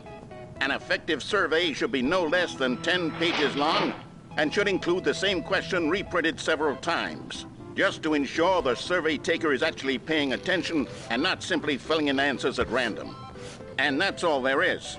With these strategies at your disposal, you'll have audiences doubled over in laughter and even tripled over in laughter in no time at all. Just remember to let them stop laughing at some point, you gut-busting little scamp. After all, we're each of us needed on the front lines of the war to fight the 12-legged invader who threaten our very existence and to very likely die in a hailstorm of bullets and mandibles. All of us must be prepared to give our lives to this noble cause, just as our children must do after us, and their children after them. Godspeed, and may Earth reign supreme. What the help. Hey, goodness, this video is a little outdated, isn't it? Well, no matter. I think the fundamentals of proper comedic timing are still as relevant today as they were back then. So with that in mind, I believe the only way forward is for us to return to the two doors and walk through all of this again, so I can try telling my story with more appropriate comedic delivery. Come along, let's head back. Wait, is it actually gonna let me head back?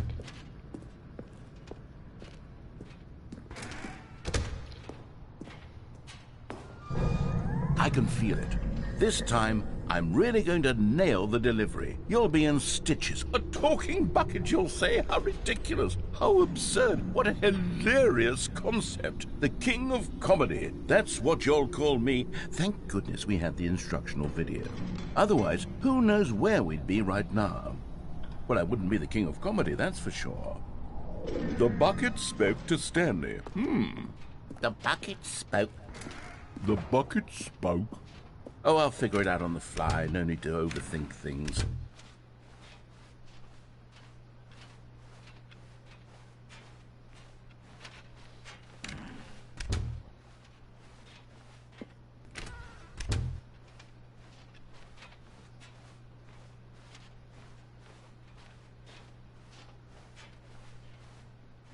Here we go. You ready? When Stanley and the bucket came to a set of two open doors, they entered the door on the left. Yeah. No. You were supposed to go through the door on the right, leading back to the phone. Did you not even look at the instructional video? I think this is all covered very clearly. There's no way I can make the comedic timing work now. It's done. The joke is completely done and over. It's all your fault, Stanley. I'm going to be ridiculed in the community of other joke writers. I'm going to be shamed at every one of our meetings from now on. All because you couldn't watch a simple video and take a hint. Are you proud of yourself for bringing me down, Stanley? Yes. Are you proud? Here we go. You ready? When Stanley and the bucket came to a set of two open doors, they entered the door on the left.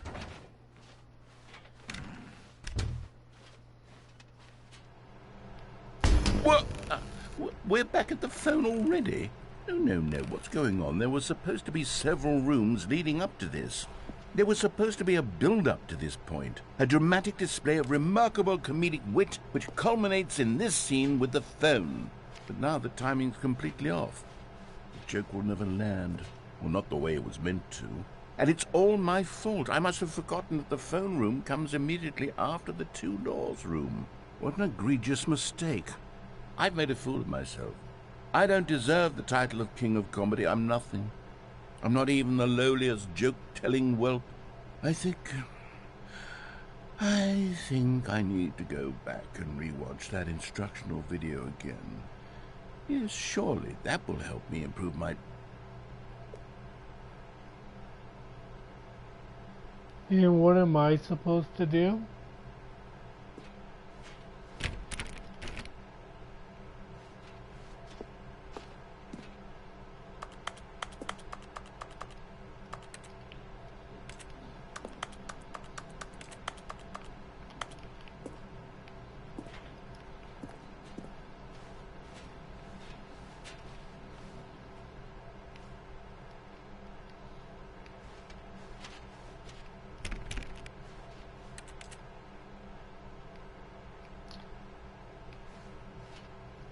Okay, well, I want to know what...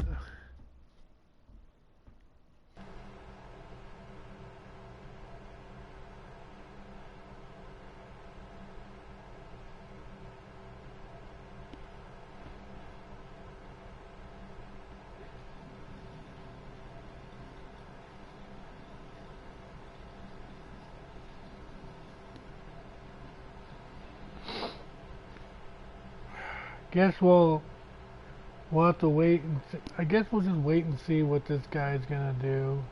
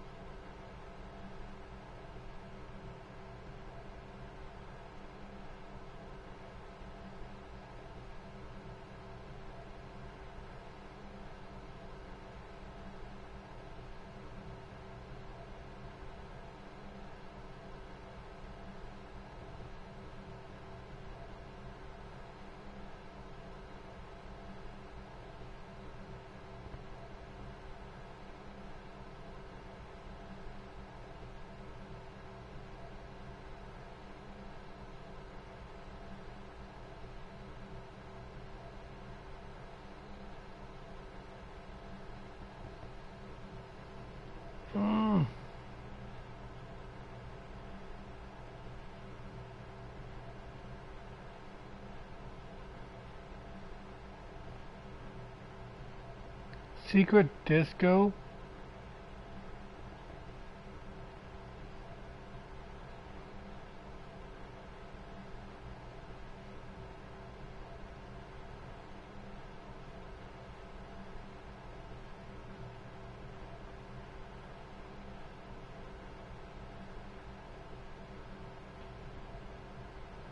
Wow, if you back out to the boss's room, if you can get to the boss's room, apparently back out. There's an escape pod?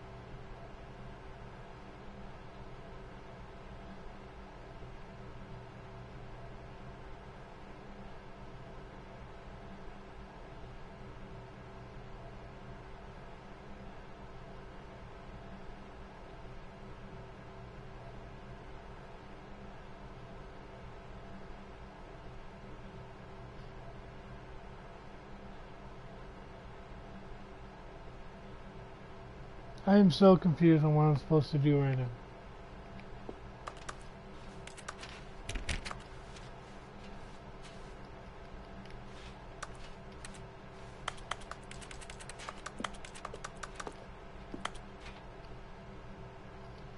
You can't, I guarantee Joe, you can't jump.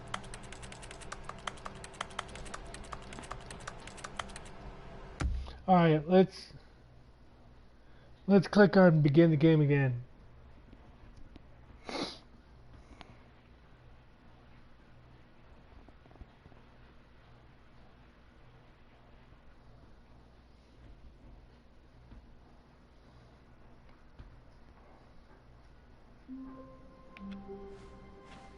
How wonderful.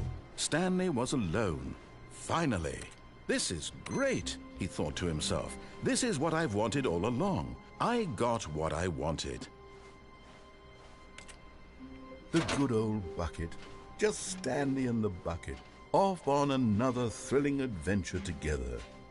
Stanley clutched the bucket tightly to his chest and entered the door on his left.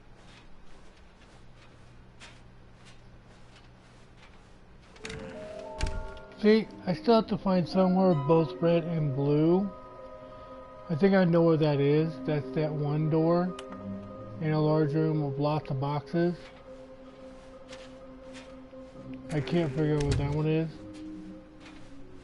Coming to a staircase, Stanley and the bucket walked upstairs to the boss's office.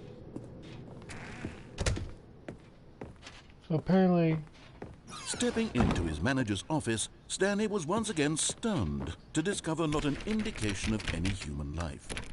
Crushed by the weight of this revelation, Stanley may have broken down into an emotional dumpster fire if not for the soothing presence of the bucket.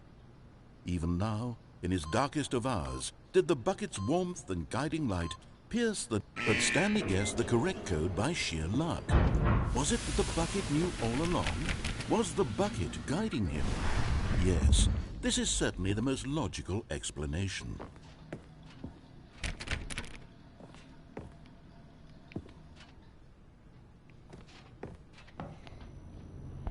Supposed to be able to exit the boss room back out.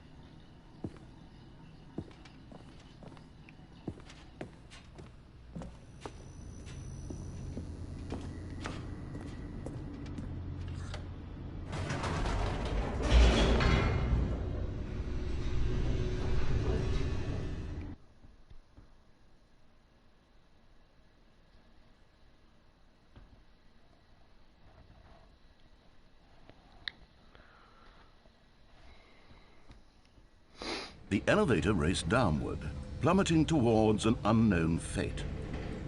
It would be all Stanley could do to keep himself together, if not for the bucket. Soothing him, comforting him, reassuring that in this darkest moment of uncertainty, he would be all right. The bucket is here for you, Stanley. Everything will be fine.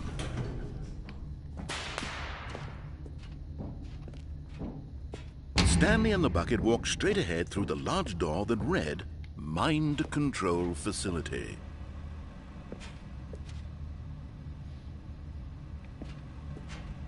Although this passageway had the word escape written on it, the truth was that at the end of this hall, Stanley and the bucket would both meet a violent death.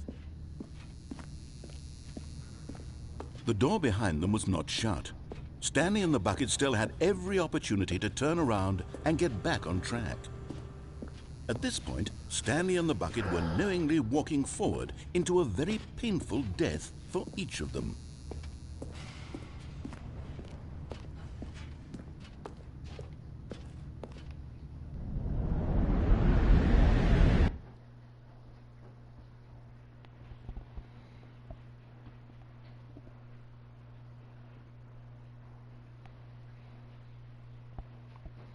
Like I said, apparently you back out, you go to an escape pod. I couldn't find the escape pod.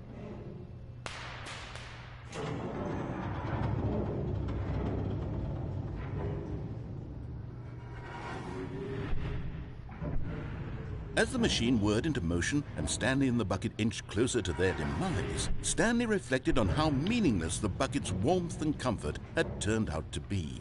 To be sure, it puts the mind and the soul at ease to embrace the bucket, but what use is a sense of ease when you're about to be crushed to death? This is what Stanley thought to himself, and he sort of kicked himself for wasting so much time carrying a bucket everywhere. Farewell, Stanley.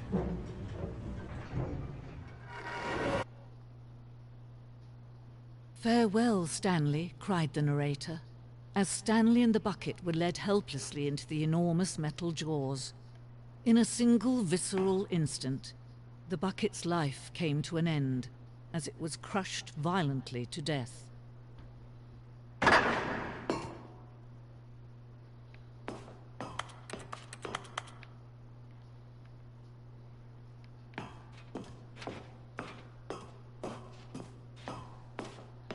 It was a shame, the death of such a magnificent bucket. It's true that all buckets are radiant in their own way, but this one stood above the rest. It was a glorious bucket to behold. What the hell? The bucket, welcome to... What?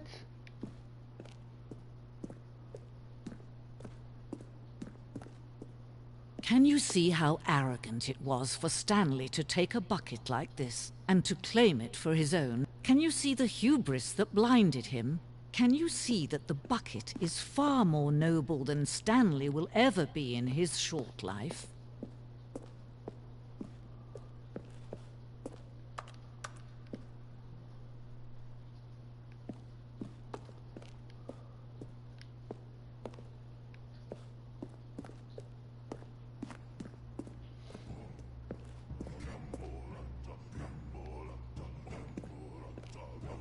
Wow, I just got insulted by a bucket. No man can own a bucket, and certainly not a bucket as dazzling to behold as this one. It is man who should kneel before the bucket.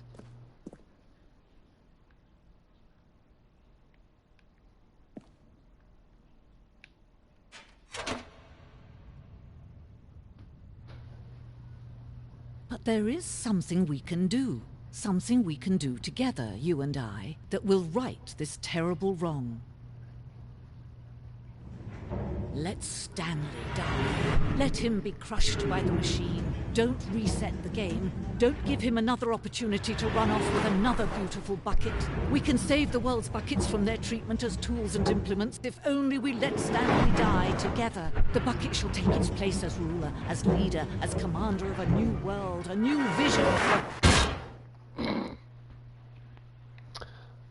There's so many things apparently you can do with this game that just makes no sense.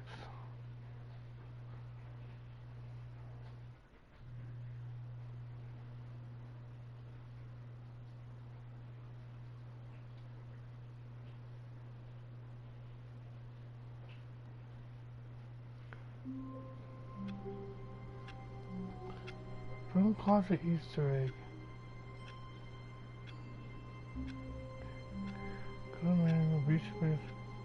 Return.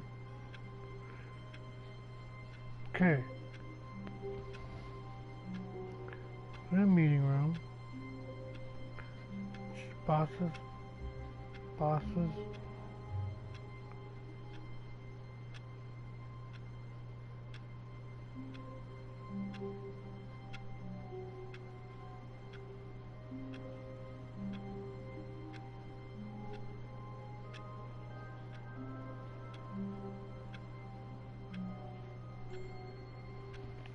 Okay, cool.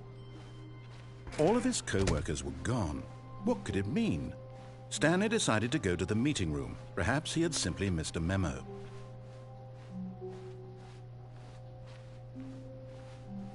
So to get the one where you have the escape pod, you actually have to go into the boss's room When and Stanley escape came to a set real of two quickly. open doors, he entered the door on his left.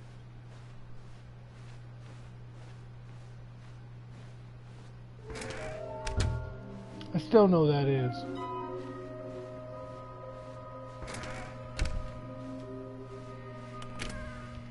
I don't know. Stanley stepped into the broom closet, but there was nothing here, so he turned around and got back on track. Wow, maybe I'll actually open the broom closet. There was nothing here. No choice to make, no path to follow. Coming to a staircase, Stanley walked upstairs to his boss's office.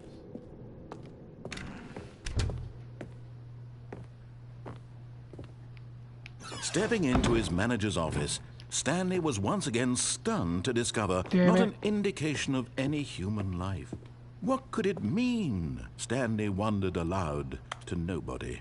He began wildly tearing through papers on the boss's desk, pulling books off the... Stanley was in such a rush to get through the story as quickly as possible, he didn't even have a single minute to just let the narrator talk.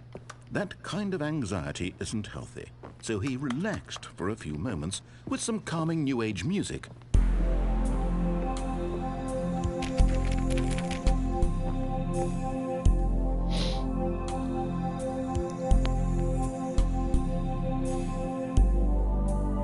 Feeling soothed and rejuvenated, Stanley calmly walked forward into the opened passageway.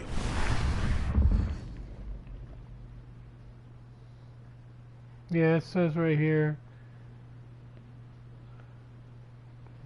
to trigger to take a few steps in the room, then immediately turn and run before the doors automatically close. Done correctly, narrator begin to dedicate Stanley, step to the boss's room and reset. Dialogue will be cut off. Blah. So in other words, I didn't get it.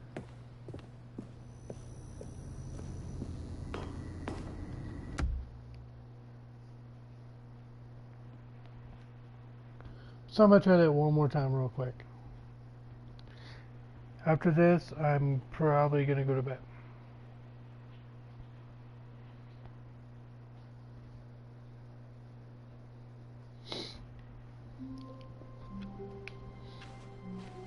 All of his co-workers were gone. What could it mean? Stanley decided to go to the meeting room. Perhaps he had simply missed a memo.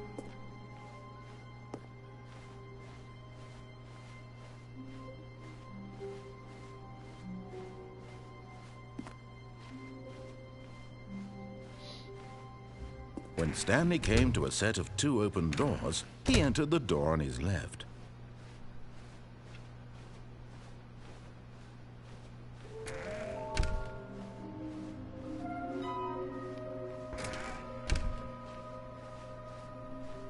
Coming to a staircase, Stanley walked upstairs to his boss's office.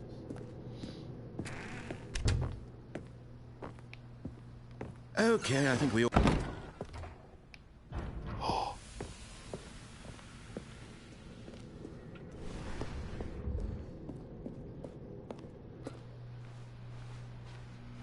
I did it. I did it.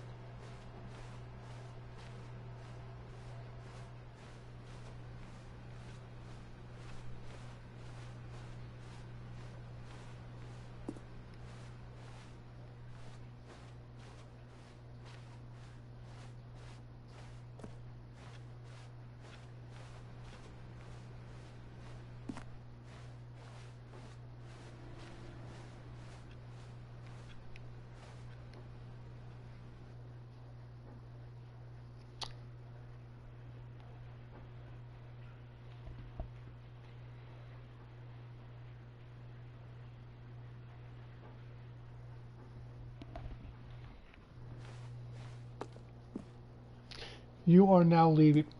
Wow. Okay, it says escape pod, 764th floor. Wow.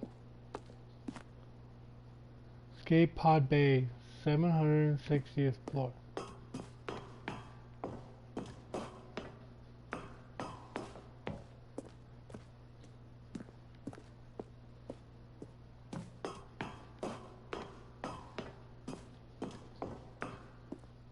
$7.56.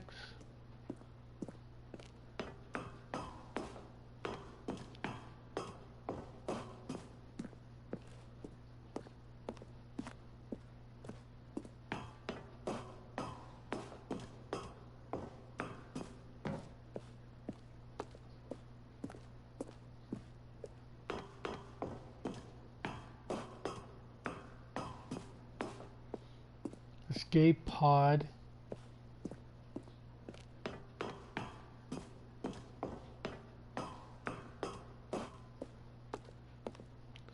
Escape pod launchpad. Whoa.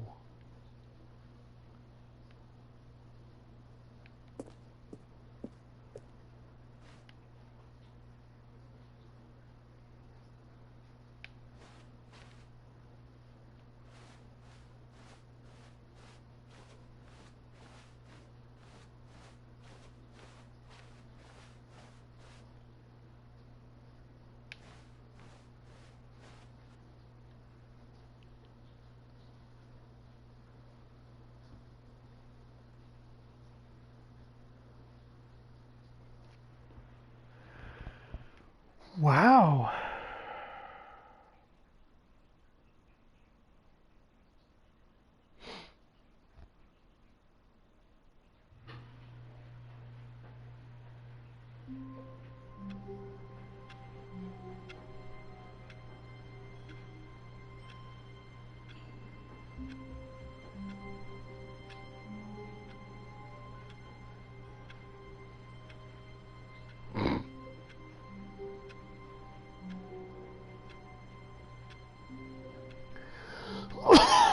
Jeez, secrets.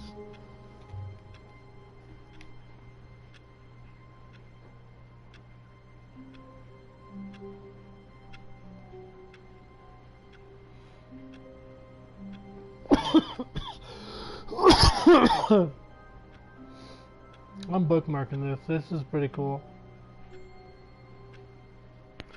There's the Freedom, the Countdown, I've gotten that one. The Museum, gotten that one.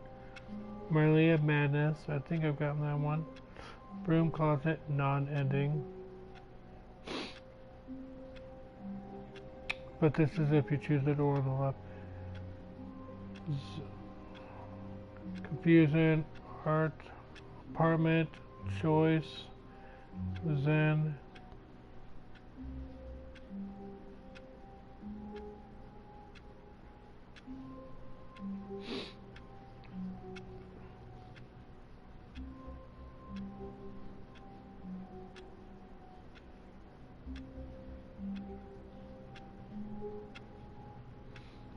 Wow. Exiting before the doors. Coward. Out of bounds window. Heavenly. There's all kinds of different things you can do in this game. It's like, what the hell? But with that, I am going to end this for now. I hope you enjoyed that. That was the Stanley Parable. I'm actually going to try to accomplish getting the Heavenly ending next time. So, there's much more things we could do with this game. So, I will be joining and playing later. Maybe next time we can go and you tell me which store to go to and see, well, how much more we can confuse the narrator next time. So, for further ado, please enjoy the rest of your night and have a good morning. Bye bye.